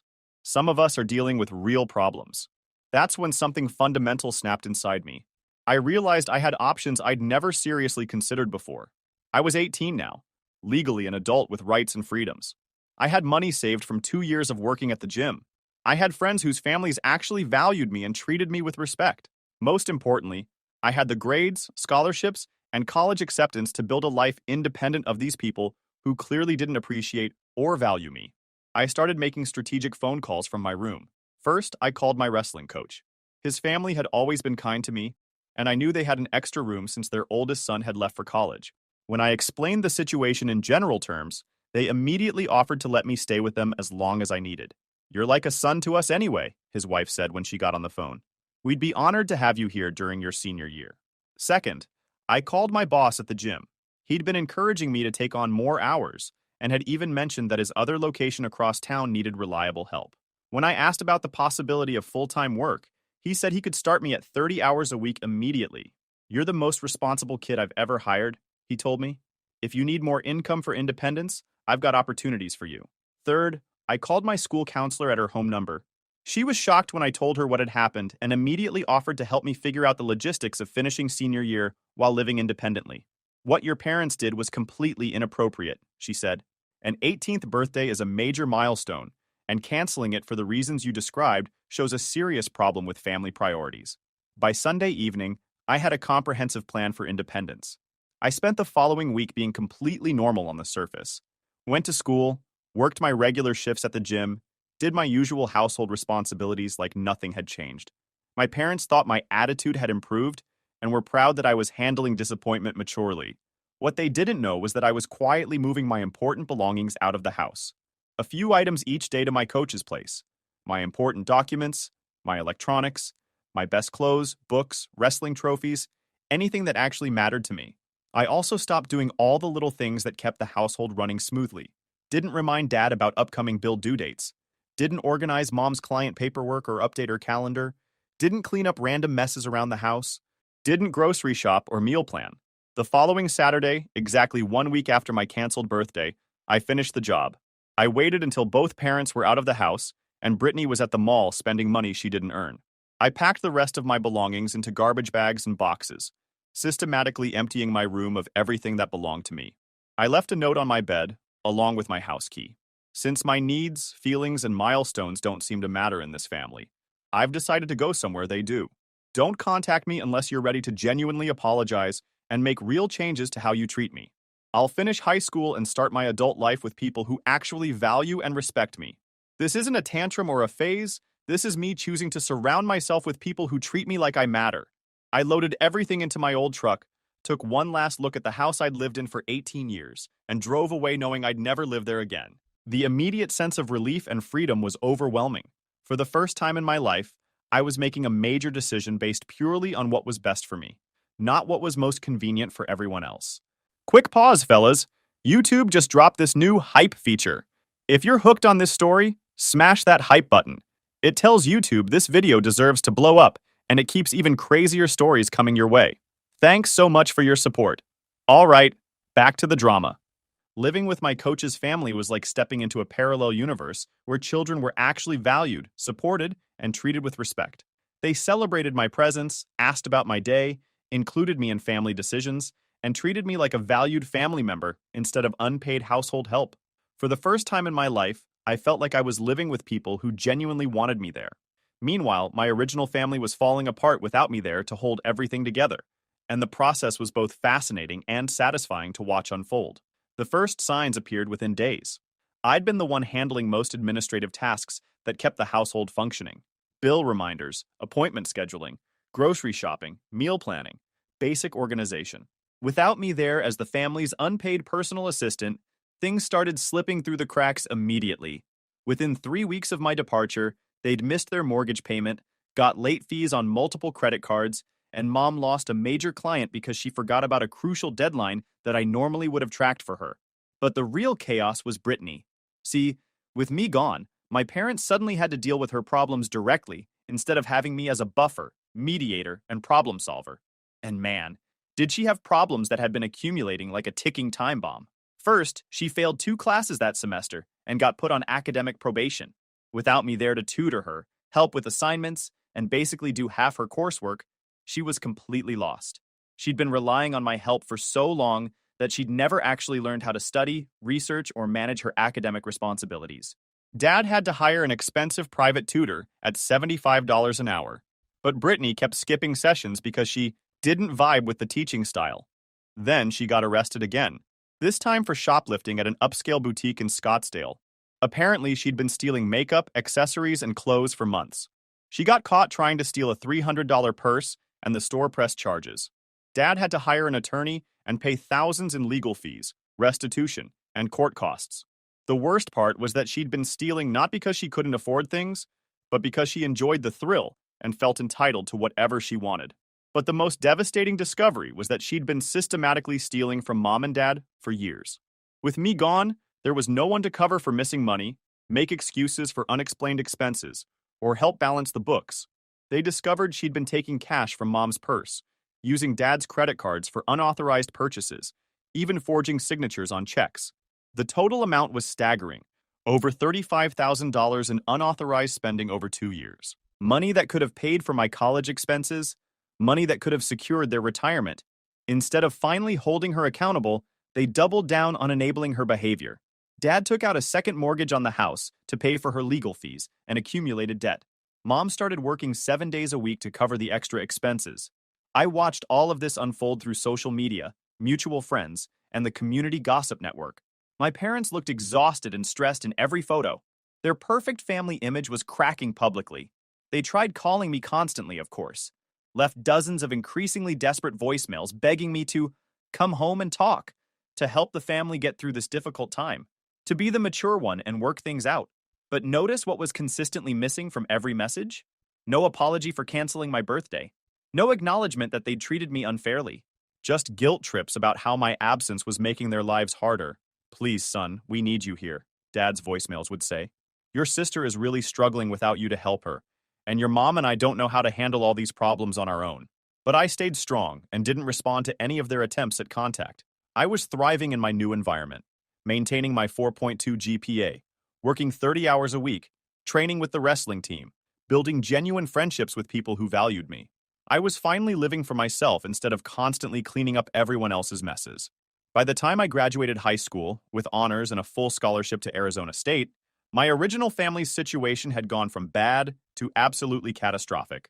Brittany had dropped out of college entirely after getting expelled for academic dishonesty. She'd been caught having other students write her papers, paying people to take online tests for her, and even submitting assignments she'd stolen from previous students. The final straw was when she tried to bribe a professor to change her grade. Dad was so desperate to save her future that he'd paid $15,000 to some sketchy online program that promised she could get a degree in business management in 6 months. Obviously, it was a complete scam that left them with nothing but a worthless certificate and more debt. Mom's real estate career was suffering badly because she was too distracted, stressed, and emotionally drained to focus properly on clients. She'd lost several major deals due to missed appointments, forgotten deadlines, and basic mistakes that never would have happened when I was there to help her stay organized. Her reputation in the competitive Phoenix real estate market was tanking. Dad's construction company was struggling too. Without me there to help with paperwork, organization, and basic business administration, he'd made several costly mistakes on project bids and material calculations. He'd also borrowed heavily against the business to fund Brittany's various crises. But the real kicker was their social reputation and standing in the community. See, people in our close-knit suburban neighborhood had started noticing things. Brittany's legal troubles had made it into the local police blotter that gets published in the community newsletter. Their financial stress was becoming obvious as they sold Dad's boat, then Mom's luxury car, then started skipping social events they could no longer afford. Worst of all, word was getting around about why I'd left home. My former teachers, wrestling teammates, and friends' parents were asking questions. When the truth came out about my 18th birthday being canceled for Brittany's vacation drama, the community judgment was swift and harsh.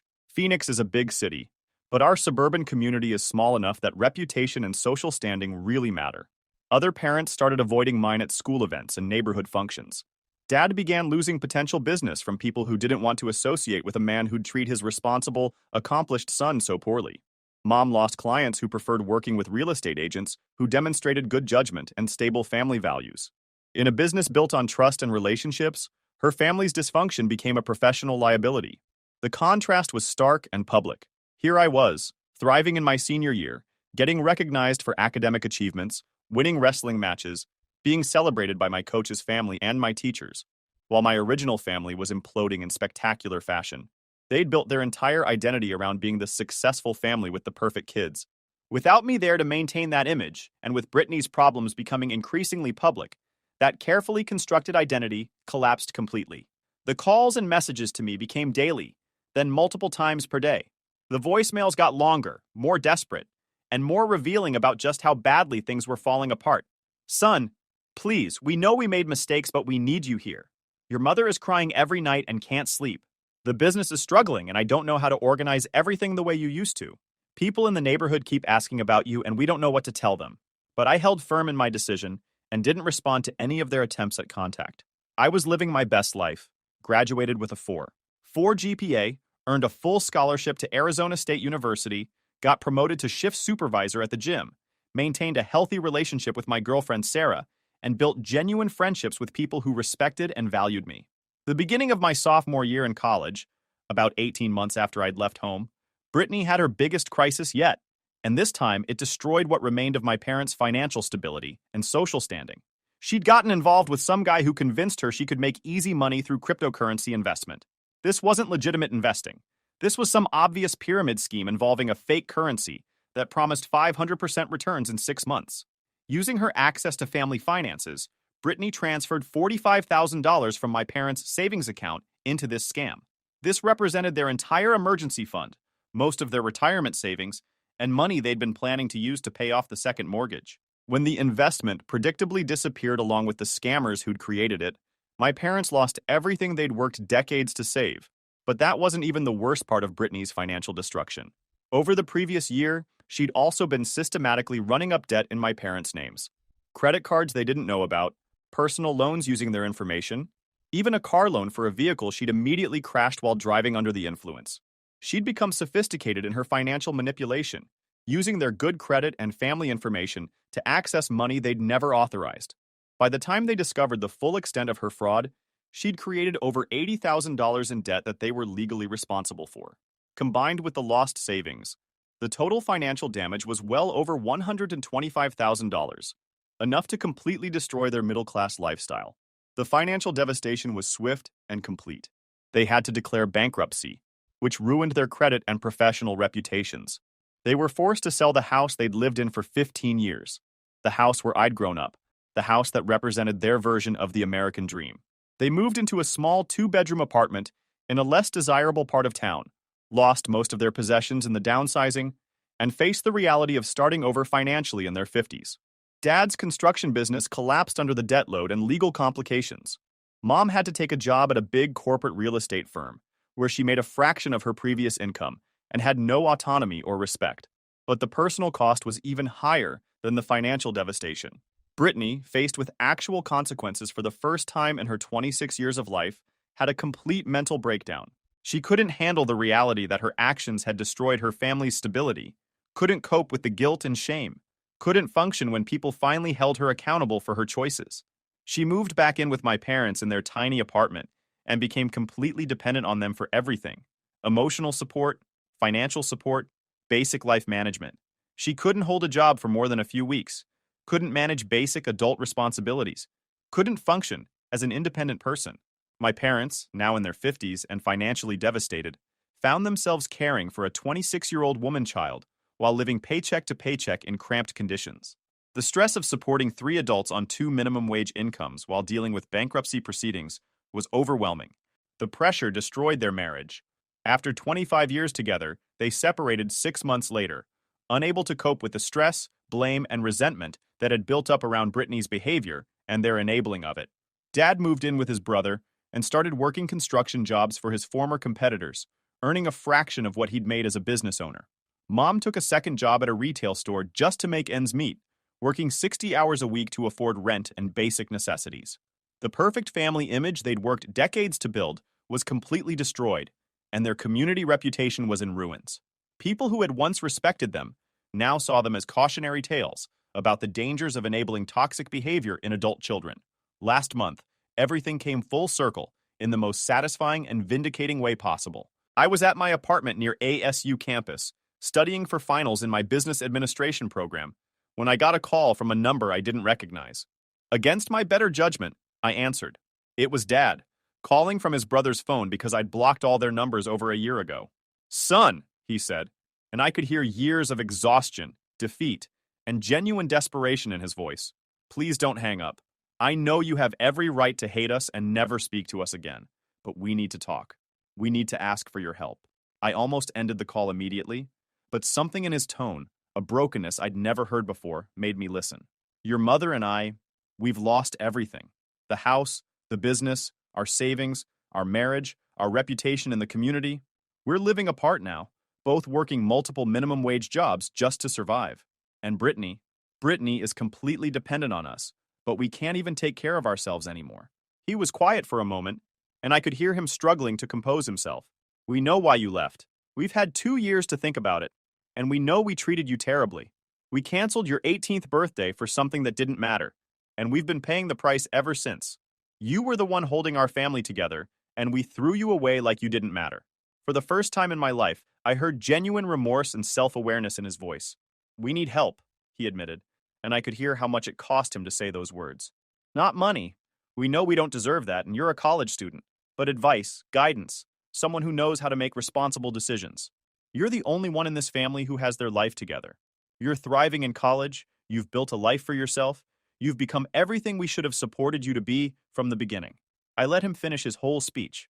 He talked about how proud they were of my grades, my independence, my maturity, how they'd been following my social media from a distance and bragging to people about my accomplishments while pretending they were still part of my life. People ask about you all the time, he said. They want to know how our successful son is doing in college. And we have to pretend like we still have a relationship with you, when the truth is we destroyed it through our own selfishness and poor judgment. Then Mom got on the phone, and she was openly crying. Baby, I'm so sorry. I know we don't deserve your forgiveness, but we've realized that you were the best thing about our family, and we threw it away. We don't know how to fix any of this without you. We don't know how to help Brittany become a functional adult. We don't know how to rebuild our lives. We've made so many mistakes, but the biggest one was not valuing you when we had you.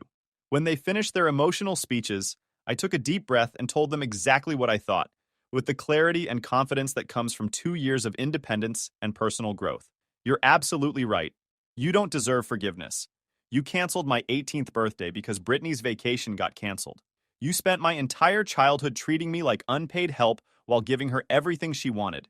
You enabled her into becoming a financial criminal who destroyed your lives. And you did it because you couldn't bear to hold her accountable for anything. But here's the thing, I continued, feeling stronger and more certain with every word. I don't need your family anymore. I've built something better without you. I have people who value me, support me, and celebrate my successes.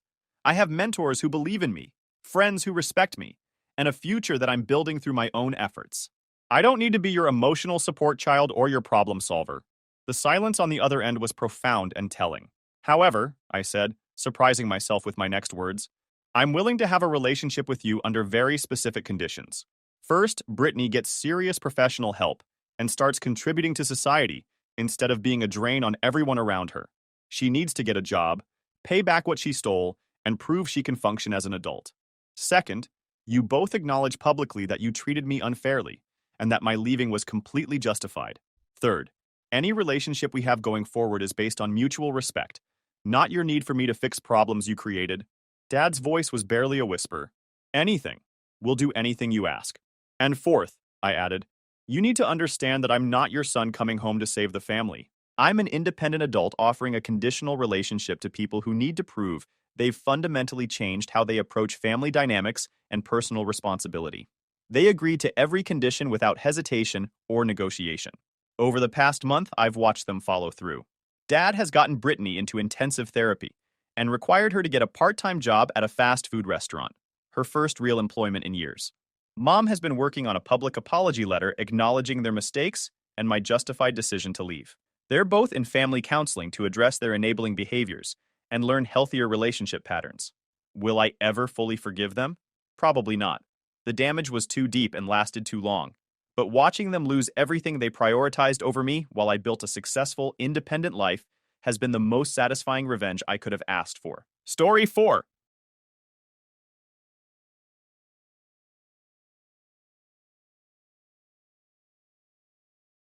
This story is titled, My rich uncle found out I was living in my car while working 2 jobs to pay for college, and my cousins were making fun of me to everyone.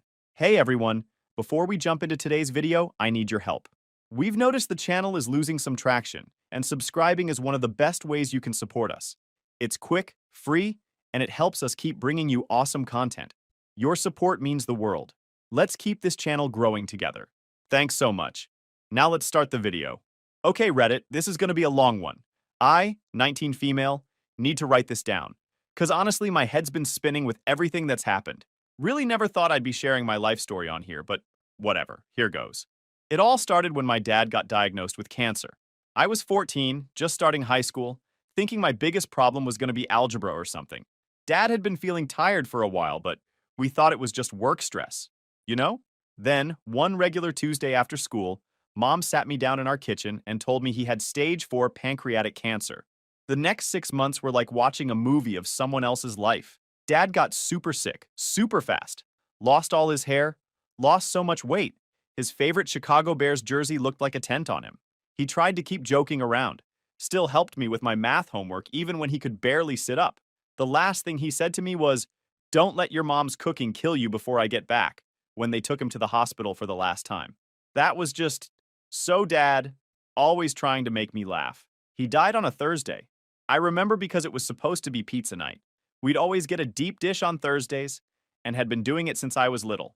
Instead, I was sitting in a hospital waiting room with those stupid flickering fluorescent lights, watching my mom cry into her phone while telling our relatives. I thought that was going to be the worst part of my life. Boy, was I wrong. Mom totally lost it after Dad died. Started dating like 2 months later. Said she needed to feel alive again, or whatever. That's how she met Derek. Rich guy, real estate developer type. He started coming around all the time, bringing Mom fancy gifts, taking her on weekend trips. I tried to be happy for her, I really did. Dad wouldn't want her to be sad forever, right? But then she married Derek less than a year after Dad died. Didn't even tell me they were engaged. I found out when she told me to try on a junior bridesmaid dress she'd already bought. The wedding was at some fancy country club in Newport Beach. All of Derek's rich friends were there, looking at us like we were some charity case Derek had adopted. I spent most of the reception hiding in the bathroom, trying not to cry. That's when everything really changed. Mom and Derek moved into his massive house in Newport Beach. We're talking one of those places with a pool and a tennis court. But guess what? There wasn't room for me. Mom said I'd be more comfortable living with Dad's sister, Aunt Lisa, in Chicago. More comfortable for who, Mom? So I got shipped off to Chicago like some package nobody wanted. Aunt Lisa lives in this huge house in Lincoln Park with Uncle Marcus and my cousins Michael, 17 male, and Rebecca, 18 female. We used to be super close when we were kids. They'd come visit every summer, and we'd spend weeks making up stupid games and building blanket forts. But man, everything was different once I actually moved in. Suddenly, I wasn't their fun summer cousin anymore. I was this unwanted extra person in their house. They started acting like I was taking up their space, eating their food, breathing their precious air or something. Michael would accidentally knock over my stuff all the time. Rebecca would make these little comments about how her clothes were too nice to lend me when I first got there and didn't have winter stuff. Aunt Lisa was the worst, though. Made it super clear I was a burden. Started charging me rent even though I was still in high school. Who even does that? The really messed up part? Mom just stopped calling. Like, completely. She'd send money sometimes, not enough to actually cover the rent Aunt Lisa charged. But that was it.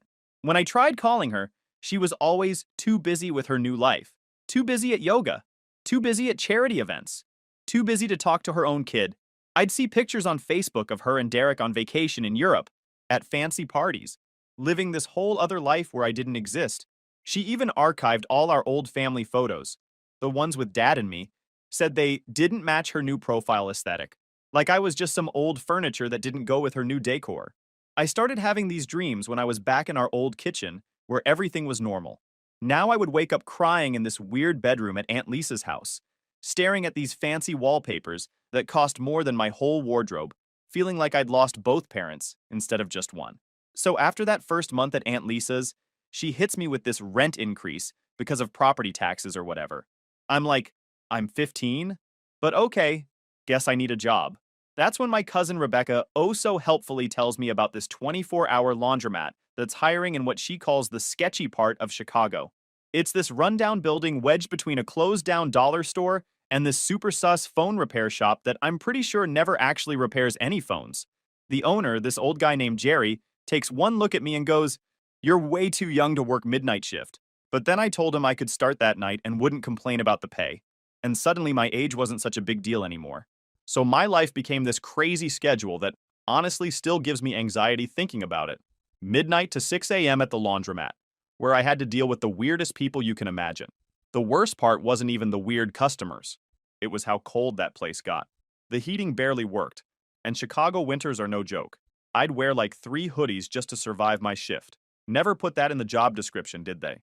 But one job wasn't enough to cover Aunt Lisa's rent, plus basic stuff like, food and school supplies.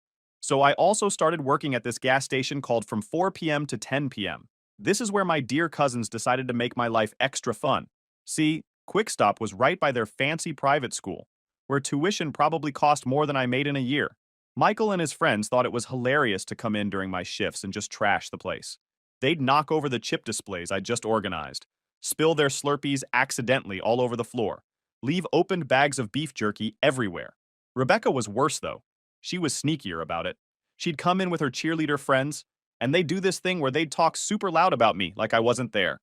Oh my god, can you imagine having to work here? Like I'd literally die. Or, ew, look at her uniform, it's so polyester. Then they'd take these awful pictures of me trying to clean up their messes and post them on their social media. The school stuff got bad too. I was going to the public high school nearby, and somehow Rebecca made sure everyone there knew about my jobs. People started leaving quarters on my desk for laundry. Someone stuck a name tag on my locker that said, "Washer Girl." Real creative, guys. Thanks. I was basically sleeping through all my classes, because who can stay awake when you're working from midnight to 6 a.m., trying to do homework from 7 a.m. to 2 p.m., then working again from 4 p.m. to 10 p.m.? My grades started dropping. Teachers kept asking if everything was okay at home. I just told them I was adjusting to the move. The only good thing about the laundromat job was this homeless guy named Pete who'd come in most nights. He wasn't like the other weird customers. He showed me how to fix the quarter machine when it got stuck and taught me which customers were okay to let slide when they were a quarter short. One night, Pete tells me, "Kid, you're living life on expert mode right now." Made me laugh for the first time in weeks. He disappeared when winter hit bad. I still worry about what happened to him sometimes. Uncle Marcus owned the building, but I never saw him there. He had this property management company handle everything. Sometimes I'd see these fancy cars drive by real slow late at night. Later found out he'd send people to check on the place. Guess he was watching me more than I knew. Meanwhile, Mom's sending these random texts like, "Hope you're doing well," but never actually picking up when I called. Her Instagram was full of pictures from Derek's yacht parties and charity galas. Must be nice having so much time for charity when your own kid's working 2 jobs to survive. Aunt Lisa kept finding reasons to raise the rent. Utilities went up. HOA fees increased. Your room is prime real estate. Like, yeah, I'm sure that converted storage room in the basement with the weird mushrooms growing in the corner is really prime Chicago real estate. I started hiding cash in this old teddy bear Dad gave me before he died. Had this whole plan that once I saved enough, I'd get my own place. But every time I got close to a decent amount, something would come up. School fees. Winter boots when my old ones fell apart. That time, Michael accidentally backed his car into mine, and I had to pay for repairs myself. But the final straw came one day when I came home from my gas station shift and found my room completely torn apart. The bear was ripped open, stuffing everywhere. And guess what? All my savings gone. Rebecca swore she was just cleaning and had no idea about any money. Yeah, right. That same week, Aunt Lisa comes down to my basement room and tells me rent's going up again. Not just a little, we're talking double. Said something about property values in the area increasing. I did the math and realized even with both jobs, I couldn't afford it anymore. But here's the thing. I'd been taking classes at this community college nearby. Nothing fancy, just basic requirements, trying to get ahead while still in high school. The counselor there said I could maybe get financial aid if I took more classes. That meant I had to make a choice. Keep paying Aunt Lisa's crazy rent or try to get an education. So I picked education. Didn't really have a plan, just knew I couldn't stay there anymore. Packed up what could fit in my Toyota. The car had these weird rust spots all over it, and the heat only worked if you kicked the dashboard in exactly the right spot. But it was mine. First night sleeping in that car was actually kind of peaceful. Parked behind the laundromat, used my work keys to sneak in and use the bathroom. Had this whole setup. Reclined the driver's seat all the way back, used my work backpack as a pillow, layered like 5 blankets I'd borrowed from the lost and found box. Thought to myself, this isn't so bad. Then winter hit. Real Chicago winter.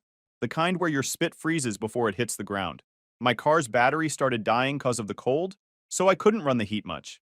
The hardest part wasn't even the cold or the lack of sleep. It was trying to look normal at school. Like, try explaining to your chemistry teacher why your homework's all wrinkled and smells like laundry detergent, or why you're wearing the same 3 outfits over and over. The school counselor kept trying to talk to me, but what was I going to say? Oh yeah, I live in my car, but don't worry. It's parked in a really nice alley. Then my dear cousin Michael decided to play detective. Guess he got suspicious about why I wasn't around the house anymore. Followed me one night after my laundromat shift. Next day, their TikTok had this whole video series called My Homeless Cousin, a Documentary. They filmed everything. My frost-covered windows, me trying to study using the light from the laundromat sign, even caught me changing clothes in the back seat once. The videos went viral in their rich kid circle. People started driving by the laundromat at night, honking their horns, throwing stuff at my car. The cops started coming around more too. Every couple of nights, there'd be a knock on my window. Can't sleep here, miss. So I'd drive around until they left, then come back. Spent a lot of nights just driving in circles, watching my gas gauge get lower and lower, praying I'd have enough to get to work the next day. You know what's weird though? I started noticing this black SUV parked across the street some nights. Always in a different spot, but always there. Tinted windows. Engine running. First thought it was cops or maybe some creep, but they never bothered me. Just sat there like they were watching. The temperature dropped to minus 15 degrees Fahrenheit one night. The kind of cold that makes your eyes hurt. My car wouldn't start, phone was dead, and the laundromat was closed for repairs. Thought, well, this is it. This is how I die. They're gonna find me frozen like those rats in the alley. Wrapped myself in every piece of clothing I owned and tried to think warm thoughts. That's when someone knocked on my window. I looked up and there's Uncle Marcus, standing in the snow like it's totally normal to be out at 2 a.m. in Arctic temperatures. He just goes, I think we need to talk. Turns out the black SUV, that was his. He'd been watching me through the laundromat security cameras for weeks, sending people to check on me. Said he wanted to see what I was made of. Who does that kind of messed up test? But honestly, at that point, I was too cold to care about his weird teaching methods. So there I was, basically turning into a human popsicle in my car, and Uncle Marcus is just standing there in his expensive wool coat, looking at me through the window. I'm thinking he's gonna lecture me or call the cops or something. Instead, he says, my office has better heating. Like this is some totally normal situation. His office was this small room above the laundromat I'd never been in before. Turns out he had this whole private space up there. Desk, mini fridge, coffee maker, even a little bathroom. While I'm defrosting my fingers around this cup of actually good coffee, he just sits there watching me like he's trying to solve a puzzle. Finally, he goes, you know, your dad and I used to sleep in a car too. Which, what? I almost dropped my coffee. See, I'd always known Uncle Marcus as this crazy rich real estate guy who wore suits that probably cost more than my car. But then he starts telling me this story I never knew. Apparently him and my dad grew up super poor. Like their mom worked 3 jobs and they still couldn't afford rent most months, kind of poor. Uncle Marcus pulls out his phone and shows me this ancient photo of 2 skinny teenagers sitting in a van, eating beans straight from the can. That's your dad on the left, he says. And yeah, same goofy smile I remembered, just on a much younger face. The whole time he's telling me this story, I'm sitting there trying to process it. Like, how did they go from homeless teenagers to, well, this? That's when he tells me about the laundromat. The original owner used to let them hang out inside during really cold nights. They'd help him fix machines, clean up, whatever needed doing. When the owner got sick, he offered to sell them the place. Dad had just started college on a scholarship, but Uncle Marcus had been working construction and saving every penny. So the owner sold it to him for basically nothing. That was his first property. Then he starts pulling out all these old documents from his desk, property deeds, contracts, business plans, all with my dad's notes in the margins. When your dad got sick, Uncle Marcus continues, he made me promise 2 things. First, to look out for you. Second, to make sure you learned how to look out for yourself. Then he gives me this look and goes, gotta say, you're doing better at the second part than I expected. I'm sitting there trying not to cry, failing pretty badly at it TBH, when he drops the real surprise. Turns out he owns like half the block around the laundromat now. Apartment buildings, stores, even that sketchy phone repair place. And he's been watching me through the security cameras this whole time, sending his guys in the SUV to keep an eye on me. You worked 2 jobs without complaining, kept your grades up, found ways to survive that most people wouldn't think of, even kept that laundromat running better than the manager I hired. He actually smiled when he said that last part. Jerry told me you fixed the quarter machine. Took my maintenance guy 3 tries to figure that out. That's when he pulls out this key. Says it's for the apartment above his office. A whole studio apartment I didn't even know existed. He told me it's mine. No rent, as long as I keep working at the laundromat and keep my grades up. I tried to say no. Like, this felt too much like charity or something, but he shut that down real quick. This isn't charity. This is an investment. You've got your father's brains and your own kind of determination. I'm investing in that. Then he shows me this whole file he's kept. Copies of my school records, work reports from Jerry, even screenshots of those awful TikToks Michael and Rebecca made. They thought they were shaming you, he says. All I saw was someone who refused to break. It's weird, you know? All this time I thought he was this cold rich guy who didn't care, who let his wife treat me like garbage. Turns out he was testing me. Messed up way to do it, yeah, but I kind of get it now. He wanted to see if I had what my dad had. That thing that makes you keep going when everything's against you. Before I left his office that night, he said something else about Dad. Told me about their last conversation, when Dad was in the hospital. Dad made him swear not to just hand me everything, said I needed to learn to be strong on my own first. But, Uncle Marcus added, he also said to know when enough was enough. And kid, you've more than proved yourself. I spent that night in a real bed for the first time in months. The apartment wasn't fancy, just one room with a kitchenette and bathroom. But it was warm, clean, safe. But the morning after Uncle Marcus gave me the apartment, I woke up to my phone blowing up with text from Aunt Lisa. Turns out Michael had driven by the laundromat on his way to school and saw me walking down from the upstairs apartment. He took pictures, because of course he did. Aunt Lisa shows up at the laundromat during my shift, wearing her designer workout clothes and looking like she's about to explode. Starts screaming about how I'm trying to steal her husband, how I've been seducing him or whatever. Like, yeah, Aunt Lisa, I totally seduced him by being homeless and fixing washing machines. Super sexy. The customers were all staring, and this one old lady who comes in every Wednesday to wash her cat's blankets actually started recording the whole thing on her phone. Aunt Lisa's saying all this crazy stuff about how she always knew I was trouble, how I'm just like my mother, trying to take advantage of rich men. I'm just standing there with a mop in my hand, wearing my gross work uniform, thinking, is this really happening right now? Then Jerry comes out from the back room and tells Aunt Lisa she needs to leave before he calls the cops. She leaves, but not before telling me this isn't over. That night, I heard Lisa and Uncle Marcus having this huge fight upstairs in his office. Their voices were muffled, but I could make out Aunt Lisa screaming about that girl and how dare you.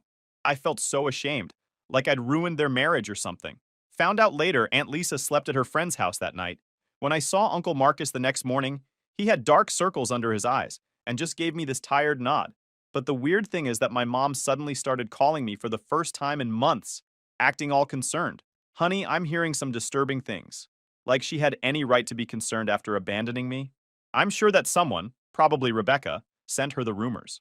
Then she and Derek show up at my apartment unannounced. Mom's wearing one of her new designer outfits. Her eyes scan my tiny studio apartment. Oh, honey, she says, but it sounds more calculating than concerned. This is quaint. Derek stays by the door like he's afraid poverty might be contagious. What are you doing here? I ask, not offering them a seat. There's nowhere to sit anyway, unless they want to join me on my unmade bed. Mom starts pacing my tiny space. We've been hearing things about you and your Uncle Marcus. The way she says it makes something twist in my stomach. What about Uncle Marcus? Come on, sweetie. She tries for a conspiratorial smile. I know what you're doing. It's clever, really. I would have never thought of it at your age. Thought of what? Getting close to Marcus like this. Working in his business. Playing the poor abandoned niece. I'm sure he's promised you quite a bit. The realization hits me like a slap. You think I'm trying to get his money? Well, aren't you? Living in this place, working in that laundromat, spending all that time with him, it's obvious what you're doing.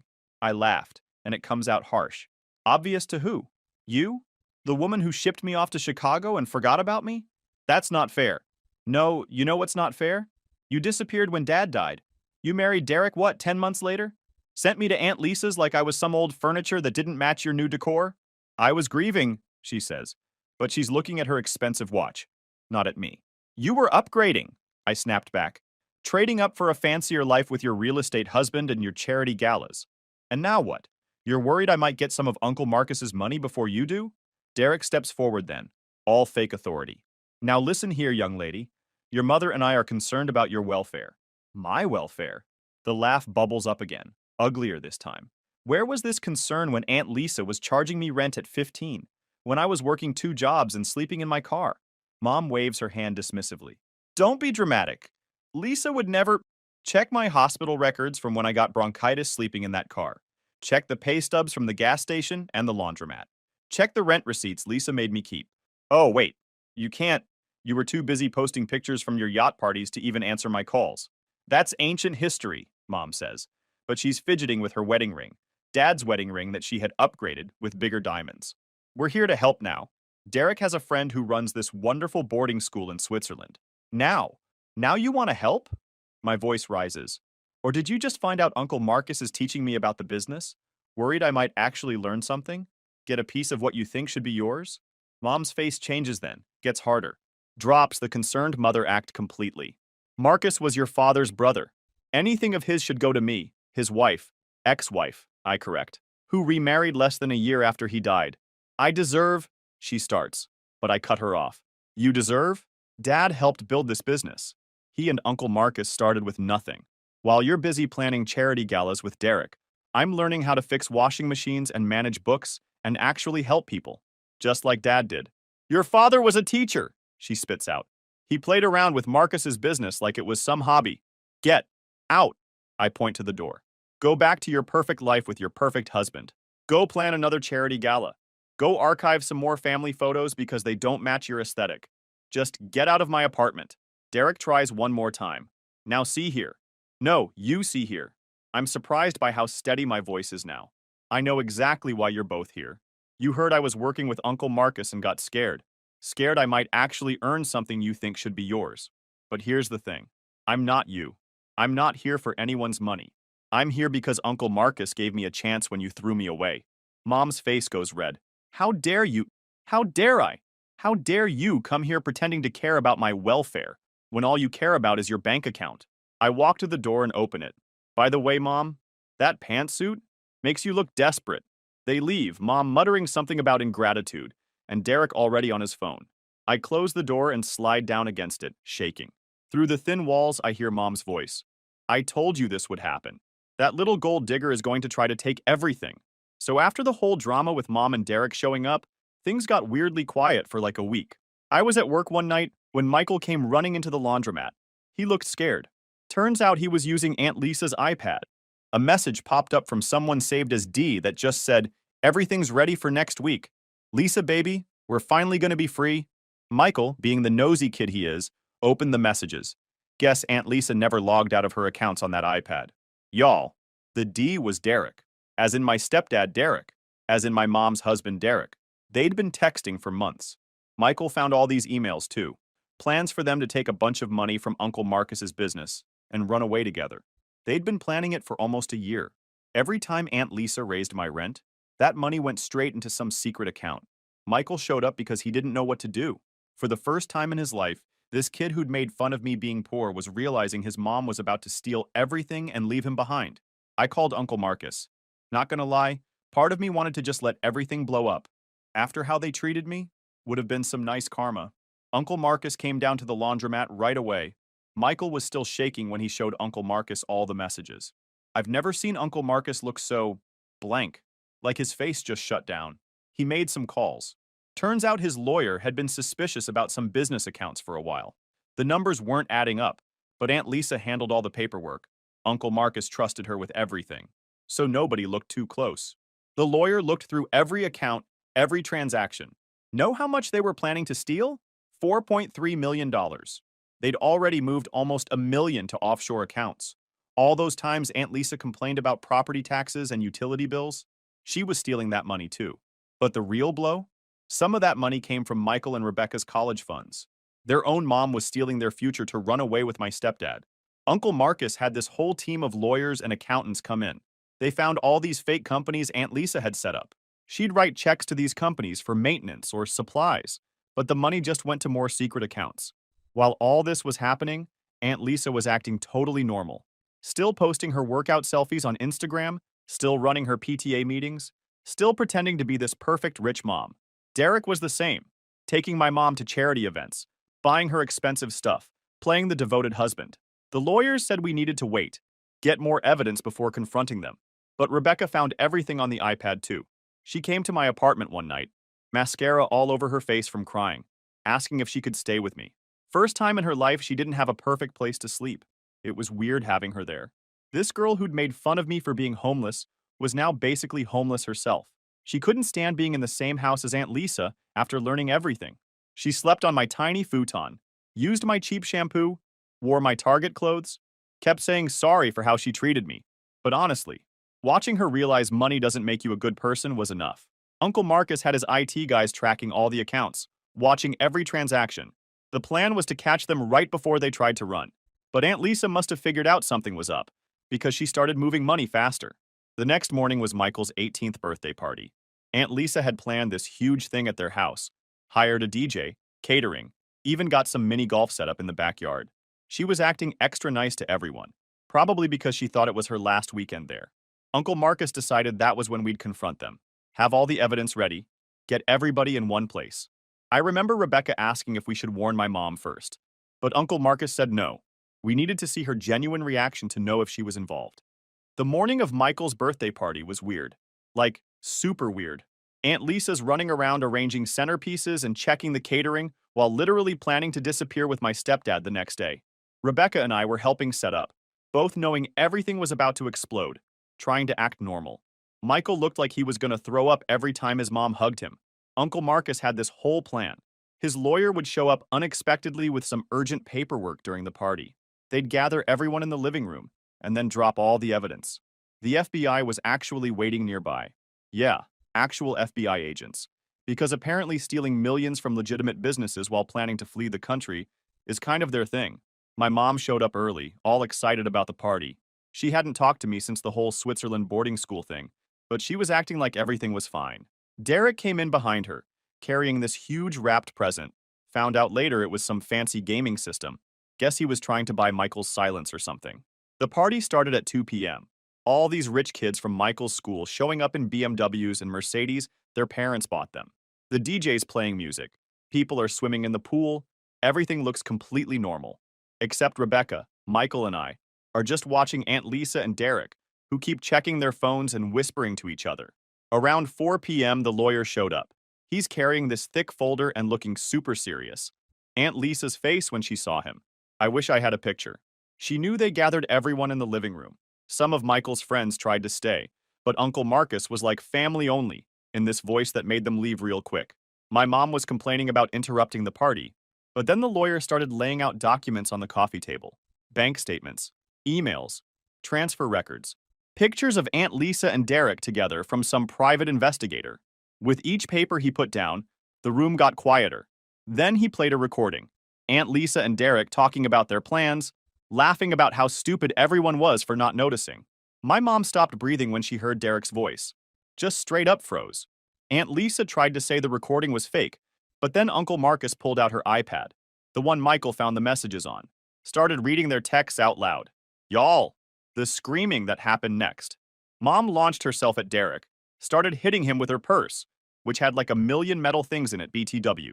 Aunt Lisa tried to run for the door, but the FBI guys were already there. Some agent lady just goes, "Lisa Anderson, you're under arrest for wire fraud and embezzlement." They took them both away in handcuffs. Derek kept yelling about how he had a good explanation. Aunt Lisa was crying about how we'd ruined her life. But you know what the worst part was? Neither of them even looked at their kids. Like, your son's 18th birthday party just got turned into a crime scene and you can't even say sorry? Mom had a complete breakdown. Like, full-on hysterics. Turns out Derek had been using her money too. She'd signed a bunch of papers without reading them because she trusted him, she said, and he'd basically stolen everything she had left from Dad's life insurance. The next few weeks were crazy. The FBI investigation found even more stuff. Aunt Lisa and Derek had been planning this for over a year. They had fake passports, offshore accounts, this whole secret life ready to go. They'd stolen from pretty much everyone, the business, the kids' college funds, even charity money from those fancy events they were always going to. While all this was happening, Uncle Marcus was watching how everyone handled it, Rebecca and Michael basically moved into my tiny apartment. We had this whole system. Michael slept on the futon, Rebecca shared my bed, and we all shared one bathroom, which was interesting. They both got jobs at the laundromat. Rebecca's actually really good with customers when she's not being mean to them. And Michael? Kid's got a talent for fixing machines. He figured out this problem with the industrial dryer that even the repair guy couldn't fix. Mom went to rehab, not for drugs or anything, just to deal with everything. She'd been so focused on looking perfect, having the perfect rich life, that she'd ignored all the red flags about Derek. Uncle Marcus really stepped up. He's been teaching us all about the business. Says he wants us, me, Rebecca, and Michael, to run it together someday. We each have different strengths. I'm good with numbers like my dad was, Rebecca's great with people when she tries, and Michael's got this weird genius thing with machines. Last week, we all went to visit Dad's grave. First time we'd been there together. Uncle Marcus told us more stories about him, about how he'd helped build this whole business while still being a teacher, because he believed in helping people. Aunt Lisa and Derek are in jail now. Turns out stealing millions and planning to flee the country is kind of illegal. They're both trying to blame each other, which would be funny if it wasn't so sad. Michael and Rebecca still struggle with it. Like, imagine finding out your mom cared more about running away with someone else's husband than she did about you. But you know what's weird? We're actually better now. Like all of us. Mom's dealing with her issues instead of hiding them behind designer sunglasses. Rebecca and Michael learned what it's like to actually work for things. I learned that sometimes letting people help you isn't a weakness. Sometimes I look around at my life now and can't believe how different everything is from a year ago. Like, I'm sitting here in the laundromat office, my office now, I manage the place, and it hits me. Although I lost my family, I'm doing much better now. TLDR. Found out aunt and stepdad were secret lovers planning to steal millions and run away. They got arrested at a birthday party. Mom had a breakdown, went to rehab, cousins learned humility through laundry, and we all somehow became a real family. Also, Dad was playing 4D chess from beyond the grave.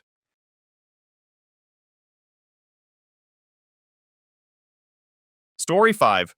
My wife declared, not tonight or any night, so I redirected my time, attention, and resources. A couple of days later, she is asking for forgiveness, but I am done. Hey everyone, before we jump into today's video, I need your help. We've noticed the channel is losing some traction, and subscribing is one of the best ways you can support us. It's quick, free, and it helps us keep bringing you awesome content. Your support means the world. Let's keep this channel growing together. Thanks so much. Now let's start the video. I, 34 male, still remember the exact moment when those words left Jessica's, 32 female lips. Not tonight or any night. The finality in her voice made my body go cold. We'd been married for 6 years, and yeah, things hadn't been perfect lately, but I never expected something so final about our intimate life. Some background about me. I'm a marketing manager at a mid-sized tech company in the Midwest. Nothing fancy, but it pays the bills, and I've been steadily climbing the ladder. Been there about 8 years now. I met Jessica in college during our junior year. She was studying psychology, I was in business. We clicked right away. Both of us were ambitious but down to earth. Dated for 3 years before getting married in a modest ceremony with about 80 guests, mostly family and close friends. Jessica worked as an HR consultant and made decent money. We bought a 3-bedroom house in a nice suburb about 4 years ago. No kids yet. We were both focused on our careers first. I always thought we had a good thing going. We both contributed to the household, took vacations twice a year, usually one beach trip and one visiting family, had a decent social circle of other couples our age. Pretty normal life, you know? Nothing extraordinary, but stable and comfortable. At least that's what I thought. That evening started like any other normal day. I came home from work tired after a 10-hour day dealing with client bullshit and a presentation that didn't go as well as I hoped. I was looking forward to seeing Jessica, maybe ordering some takeout, watching a movie, the usual stuff couples do. The moment I walked in, I could tell something was off. She was sitting at the kitchen island, scrolling through her phone with this weird intensity. We had dinner while talking about boring stuff. Her coworkers' drama, my project deadline, the usual crap. Then, we moved to the living room where she continued scrolling through her phone, probably on one of those feminist Instagram accounts she'd been obsessed with lately, while I watched some random show on TV. When I leaned over to kiss her neck, something that used to make her smile, she pulled away sharp like I'd tried to stab her or something. Don't, she said, not even looking up from her damn screen. I'm not in the mood. You haven't been in the mood for weeks now, I replied, trying hard not to sound frustrated even though I totally was. Is everything okay? That's when she put down her phone, looked me straight in the eyes with this cold expression I'd never seen before, and delivered those crushing words. Not tonight or any night. I'm done with that part of our relationship. My mind raced through a million possible responses, but I just sat there like an idiot, my mouth probably hanging open. How do you even reply to someone suddenly ending physical intimacy in a marriage. No explanation, no room for discussion, just a one-sided decision that affected us both. What exactly do you mean? I finally managed to ask, hoping I misunderstood. Exactly what I said, she continued, her voice weirdly calm like she was explaining something to a child. I'm comfortable with our life together. The house, our social circle, the stability, but I'm no longer interested in physical intimacy with you or any man. I've been reading a lot about how women are conditioned to provide physical affection to men, and I've decided I'm not participating in that patriarchal expectation anymore. You can accept it or not, that's your choice. Holy shit. She'd been getting deeper into that radical feminist stuff online recently, but I never thought it would affect our relationship. I was completely blindsided. So you're just unilaterally deciding that our marriage doesn't include physical intimacy anymore? Without any discussion? I asked, trying to understand. I don't need your permission to set boundaries with my own body, she replied, her tone getting that edge I'd come to recognize whenever she was quoting something from her online groups. The fact that you think this requires a discussion just shows how entitled men are to women's bodies. I sat back, completely stunned. Jessica, this isn't about entitlement. This is about our relationship, about connection and intimacy between partners who supposedly love each other. Love doesn't mean I have to perform physical acts I no longer want to participate in, she countered. When did this change? When did you stop wanting to be with me that way? I asked, genuinely confused. Just 2 months ago, things had seemed normal, she shrugged. It's been building for a while. I've just finally found the courage to vocalize it instead of performing for your benefit. That night, I slept on the couch. Not because she asked me to, but because I couldn't bear to lie next to someone who had just shattered my understanding of our entire relationship. The next few days were weird as hell. We continued living together, eating together, even watching TV together, all while this invisible wall had been built between us.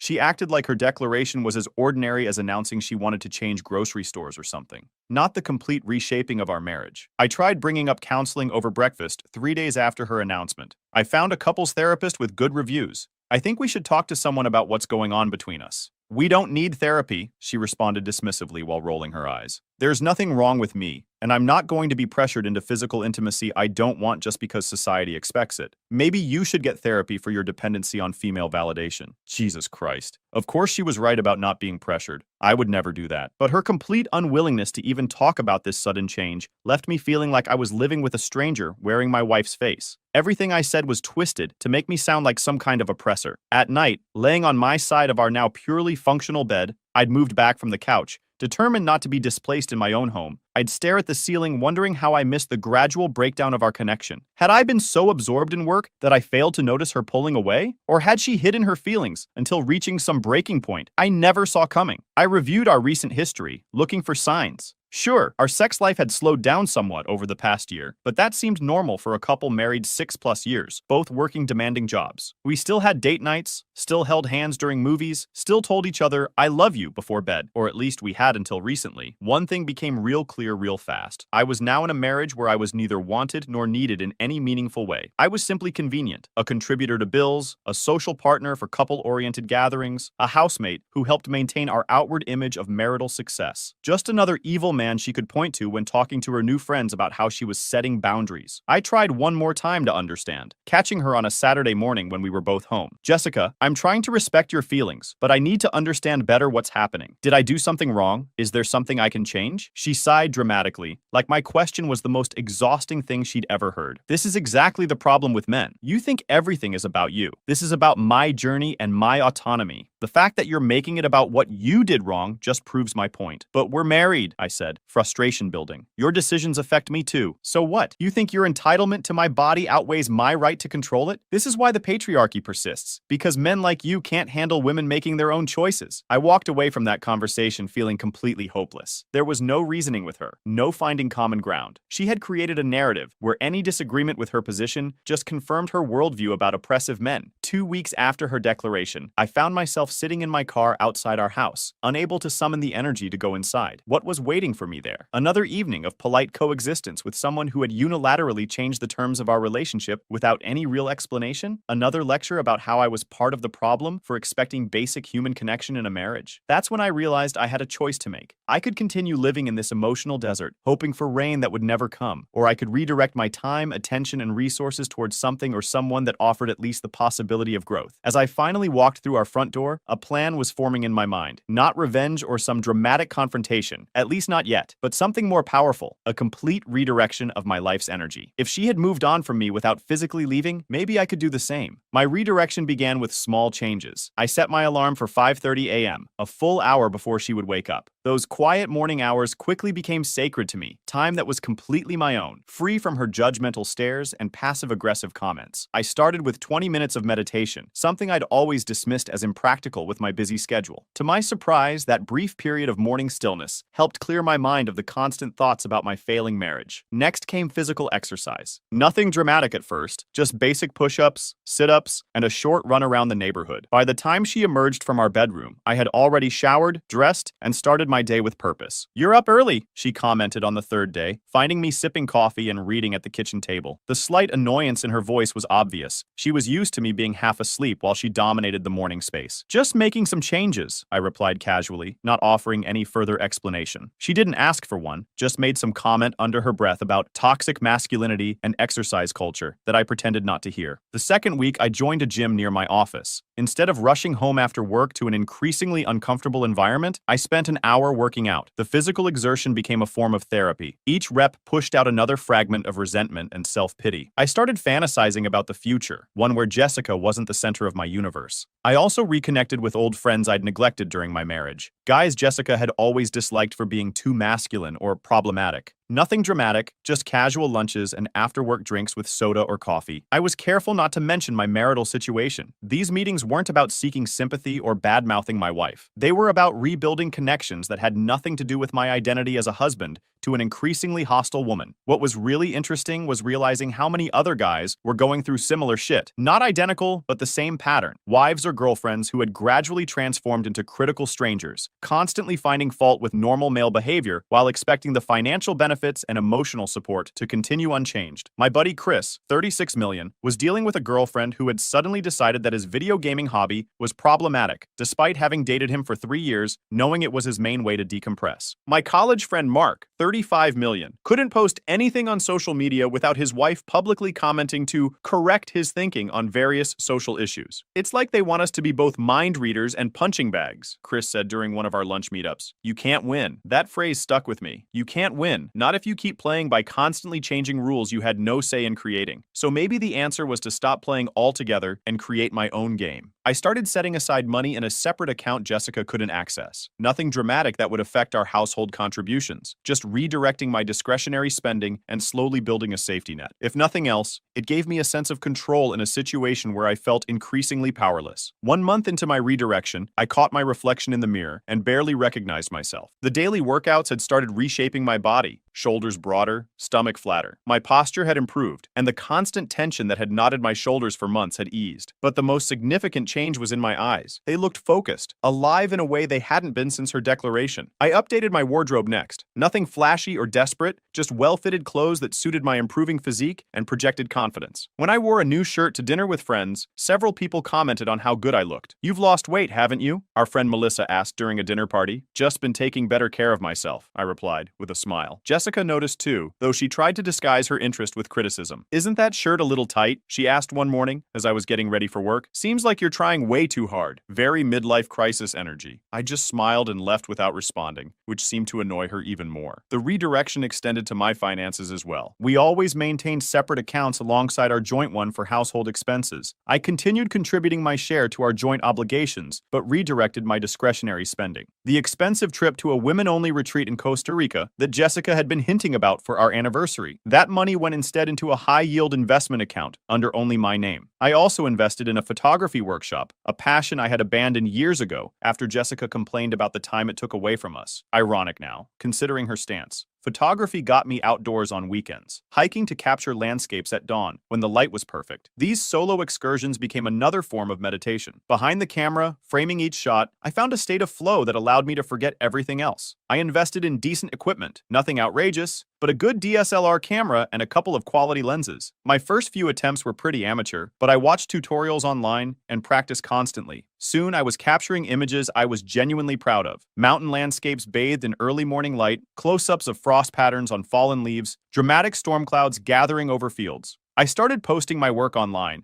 connecting with other photographers and building a small following that appreciated my eye for composition. Some of my photos even started selling as prints through an online marketplace, creating a small but growing side income that went straight into my separate account. "Where have you been going so early on Saturdays?" she asked after several weeks of my new routine, the entitlement in her voice crystal clear. She was used to me being available whenever she wanted. "Taking photographs," I answered simply. "Since when are you into photography?" The accusatory tone, like I needed her permission to have hobbies. "I've always been into it. I just haven't had the time to pursue it until now." Her expression suggested she wanted to ask more, but couldn't quite figure out how, or perhaps didn't want to show too much interest in my life after having so deliberately stepped back from it. "Well, I needed help with some things around the house last weekend, but you were nowhere to be found," she complained. Typical, no interest in my activities, just how they inconvenienced her. "You could have texted," I replied calmly. "Phone works even in the mountains." "I shouldn't have to text my own husband to get basic help," she snapped. I just shrugged. Things change. Those two words hung in the air between us, and I saw something flicker across her face.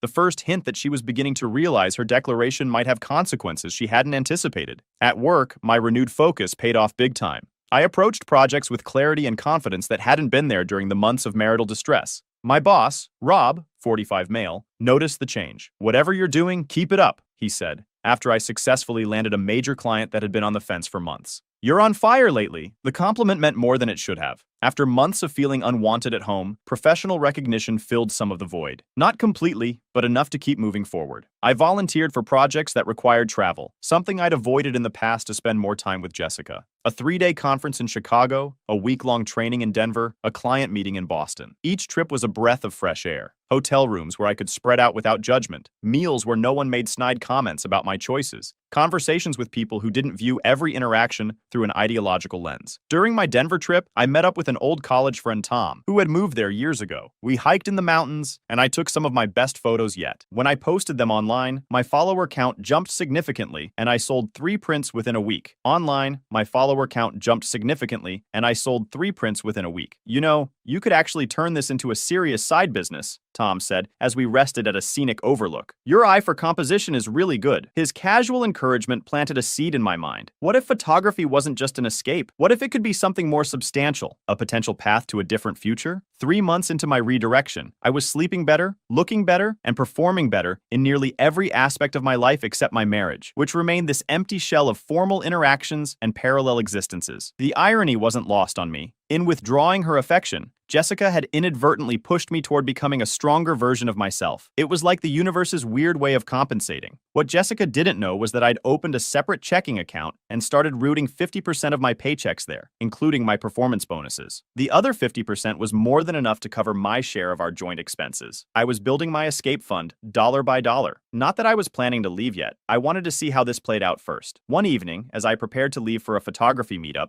she asked an unexpected question. "Are you seeing someone else?" The entitlement in her voice was unbelievable. She could end our physical relationship unilaterally, but still expected exclusive access to my time and attention. I paused by the door, camera bag over my shoulder. "No," I answered truthfully. "Why would you ask that?" "You've changed," she said, her voice carrying a note I couldn't identify. "You're hardly ever home anymore." The hypocrisy of her concern almost made me laugh. "I'm just redirecting my time and energy into things that fulfill me," I replied, using her own clinical approach. "Isn't that what you've been doing?" "That's different," she responded, clearly irritated that I'd used her own logic against her. "I made a personal choice about my body and autonomy, and I'm making personal choices about my time and interests," I countered. "Seems perfectly fair to me." "So you're what, punishing me?" she asked, her voice rising slightly. "Not at all," I replied calmly. "I'm adapting to our new reality. You set a boundary, and I respect that. I'm simply setting boundaries of my own." She had no response to that, and I left without waiting for one. As I drove to meet my photography friends, I realized something fundamental had shifted. For the first time since her declaration, I wasn't desperately hoping for her to change her mind. I was too busy creating a life that no longer centered around her approval or affection. I met my photography group at a local park where we were practicing night photography techniques. Among them was a guy named David who worked for a local magazine.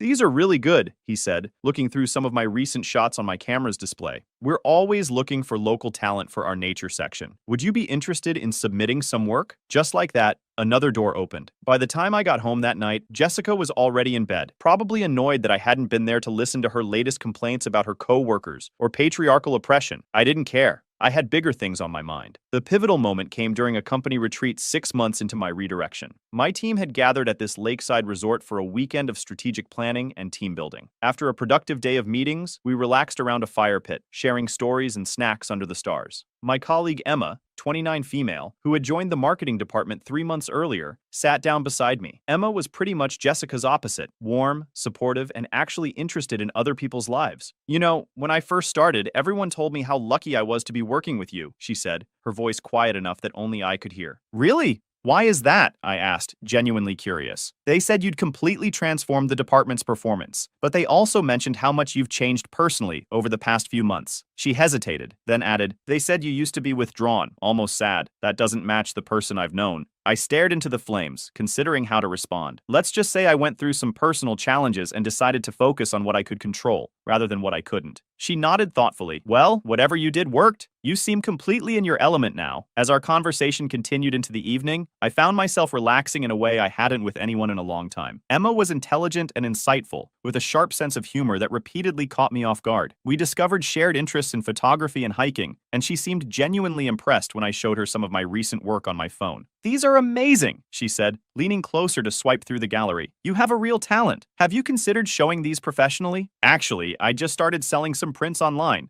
and a local magazine might feature a few, I replied, surprised at how good it felt to share this part of my life with someone who genuinely seemed to care. That's fantastic. I'd love to see more of your work sometime, she said, smiling in a way that made me acutely aware of how long it had been since someone had looked at me with genuine admiration instead of criticism. The warmth of her shoulder against mine sent an unexpected jolt through my system, a stark reminder of how long it had been since I'd experienced even casual physical contact. I carefully shifted away, uncomfortable with my reaction. Despite the situation with Jessica, I wasn't going to be that guy who starts something new before ending the old. Later, as the group dispersed to their cabins, Emma walked alongside me on the path. Some of us are planning a sunrise hike tomorrow before the meetings start, she mentioned. You should join. Perfect lighting for those landscape shots you love. I agreed, and the next morning found myself standing atop a ridge with Emma and 2 other colleagues as the sun painted the sky in brilliant oranges and pinks. I took dozens of photographs, but found my lens repeatedly drawn to Emma's profile against the dramatic backdrop. Emma represented everything I'd been missing: genuine interest, mutual respect, actual conversation rather than lectures. But I knew I needed to resolve my situation with Jessica before even considering anything else. When I returned home Sunday evening,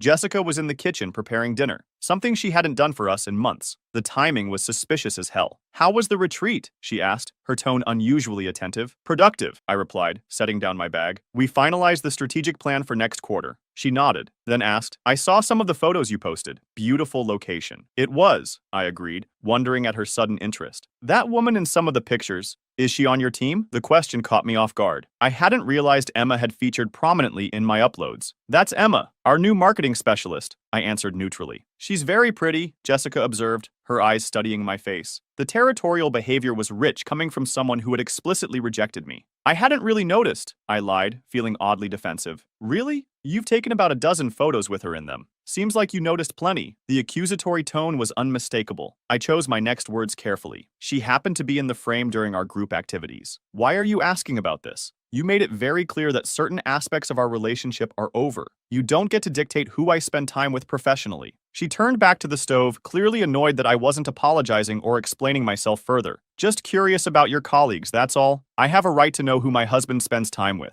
That was the moment I decided to accelerate my exit plan. The one-sided nature of her expectations had become unbearable. The following week brought more surprises. Jessica started initiating conversations, asking about my day, even suggesting we watch shows together. She made dinner several times and didn't even pepper the conversation with her usual ideological commentary. It was like living with a completely different person, or rather, with the person I'd married years ago, before she'd transformed into a stranger. I knew exactly what was happening. She was trying to re-establish control, to pull me back into orbit now that she sensed I was drifting away. The realization strengthened my resolve. This wasn't about revenge. It was about self-preservation. 2 key events aligned to create the perfect opportunity for my freedom. First, I received a significant promotion at work, with a substantial raise and more travel opportunities. I kept this information to myself, not sharing it with Jessica, despite her increasingly desperate attempts to engage with me. Second, through my professional network, I learned that Jessica's company was planning major layoffs due to a merger. Her department was likely to be hit hard. This wasn't inside trading or anything illegal, just the kind of information that flows through business connections in our mid-sized city. The timing couldn't have been better. Over the past months, through my networking and new social connections, I'd learned that Jessica's company was planning these layoffs. In fact, I'd helped a colleague's spouse get hired at a competing firm 3 weeks earlier, knowing they'd need someone with Jessica's exact qualifications. I could have easily done the same for Jessica. A single phone call would have secured her an interview at minimum, but I chose not to. Instead, I accelerated my exit strategy. I consulted with a lawyer, discreetly, paying in cash from my separate account. I learned exactly what I needed to do to protect myself financially in a divorce. I documented Jessica's declaration about ending physical intimacy, her subsequent behavior, everything that might help my case. I also discovered through casual conversations that Jessica had been bad-mouthing me to her friends and family, painting herself as some kind of victim of the patriarchy while conveniently omitting her unilateral decision to fundamentally change our marriage. This sealed the deal. My escape needed to be complete and decisive. 2 weeks later, Jessica's company announced the layoffs. She came home visibly shaken. "My department might be cut next month," she said, clearly expecting sympathy. "I'm really worried." "That's tough," I responded, offering basic courtesy but nothing more. "I'm sure you'll figure it out." The layoffs happened faster than expected. The following Friday, Jessica came home in tears. "I lost my job," she sobbed. "They eliminated our entire department." "I'm sorry to hear that," I said, maintaining a neutral expression. "What's your plan?" She looked shocked at my response. "My plan?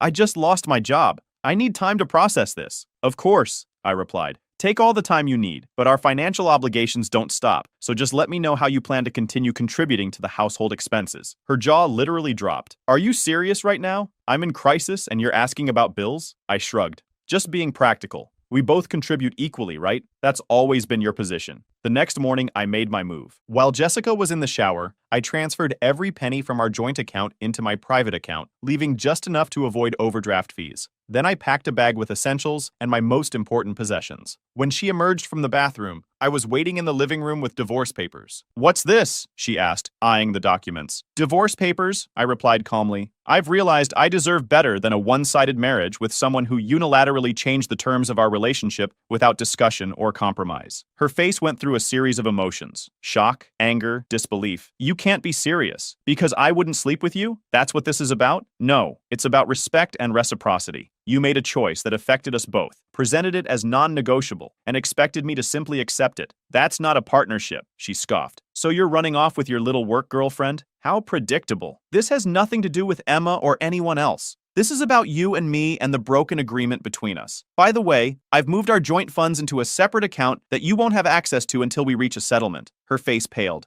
"You did what? You can't do that. I just lost my job. How am I supposed to pay for anything?" "Not my problem," I replied, echoing the same dismissive tone she'd used when ending our physical relationship. "You should have considered the potential consequences before making unilateral decisions about our marriage." "This is financial abuse," she shouted, tears forming in her eyes. "I need that money for basic necessities." "No, this is consequences. And speaking of necessities, the mortgage is due next week. I've calculated your half. It's listed in the documents. I'll expect your payment on time." She started to panic visibly. "Please, you can't do this. I have no income right now. I need time to find a new job. You should have thought about that before declaring not tonight or any night and treating me like an accessory to your life rather than a partner. You wanted independence from patriarchal expectations? Congratulations, you've got it. Complete financial independence too." Over the next week, Jessica's behavior changed dramatically. The feminist rhetoric disappeared, replaced by desperate pleas and attempts to renegotiate. She suggested counseling, hinted at reconsidering her stance on intimacy, even tried seduction one night, which I firmly rejected. My lawyer had advised me not to leave the house yet, so we continued living together in increasingly tense circumstances. Jessica's friends started calling me, telling me how cruel I was being, how I needed to support my wife in her time of need. I blocked their numbers one by one. Her parents reached out next, suggesting we all meet to discuss the situation. I declined politely but firmly. "Your daughter made her choice months ago," I told her father over the phone. "I'm simply making mine now." 2 weeks into this standoff, Jessica's desperation peaked. She had no job prospects, no access to our joint savings, and bills piling up. She approached me one evening, completely defeated. "Please," she begged, tears streaming down her face. "I need help. I can't do this alone." "That's an interesting perspective," I replied coolly. Wasn't it you who told me that women don't need men? That marriage is just a patriarchal construct? That physical intimacy with me was something you could unilaterally end without discussion? I was wrong, she whispered. I got caught up in all these ideas without thinking about what they really meant. Please, I'll do anything. We can go to counseling, rebuild our relationship, whatever you want. The problem is, Jessica, I don't want that anymore. You showed me who you really are. Someone who views relationships as transactional, who takes what she wants and discards the rest. Now that you need something from me, suddenly you're willing to reconsider everything. That's not love or partnership. That's opportunism. I stood up, gathering my keys. I'm moving out tomorrow. The divorce papers are ready for your signature. If you contest them, I'm prepared for a legal battle that will drain what little resources you have left. If you sign them as is, I'll provide a one-time payment to help you transition to your new independent life. You planned this all along, she realized, her voice hollow. From the moment I said those words, you were planning your exit. No, I corrected her. I planned this from the moment I realized you saw me as disposable. You taught me an important lesson about self-worth, Jessica, and for that, I suppose I should thank you. I moved out the next day into a new apartment I'd secretly secured weeks earlier. Jessica signed the divorce papers without contest, receiving her settlement payment as promised. I heard through mutual friends that she moved back in with her parents in a different state, her feminist ideals apparently set aside in favor of practical needs. As for me, I continued building my new life, advancing in my career, developing my photography business on the side, maintaining my physical fitness, and yes, eventually starting a genuine relationship with Emma, who showed me what real partnership looks like. 6 months after my divorce was finalized, my first photography exhibition opened at a local gallery. Among the images on display was a striking landscape taken at dawn on that company retreat. The morning I realized I deserved better. The greatest revenge wasn't taking Jessica's financial security or even her dignity. It was becoming the man I should have been all along. Confident, self-sufficient, and unwilling to accept anything less than a genuine, reciprocal relationship. In trying to diminish me, she inadvertently set me free. Sometimes Jessica still tries to contact me, especially when she's struggling financially. I maintain minimal, business-like communication as needed to finalize any remaining legal matters, but otherwise, I've moved on completely. Our mutual friends eventually learned the full story, and most understood my position, even if they felt I was harsh in my execution. But here's the thing about consequences. They're not harsh or kind. They're just inevitable. Jessica chose to destroy the foundation of our marriage while expecting the structure to remain standing. When it collapsed, she was simply experiencing the natural outcome of her own actions. This experience taught me that self-respect isn't selfish. It's essential. And that sometimes the most powerful response to someone who treats you as disposable is to simply agree with them and walk away. Not in anger or bitterness, but with the calm certainty that you deserve more than they're willing to give. So if you're reading this and recognizing your own relationship in my story, know that you have choices. You don't have to accept unilateral changes to your marriage. You don't have to diminish yourself to accommodate someone else's ideology. And most importantly, you don't have to wait for permission to start building a life that fulfills you. The person who tries to change the rules without your input is telling you exactly how much they value your voice in the relationship. Listen to what they're really saying, not just with their words, but with their actions.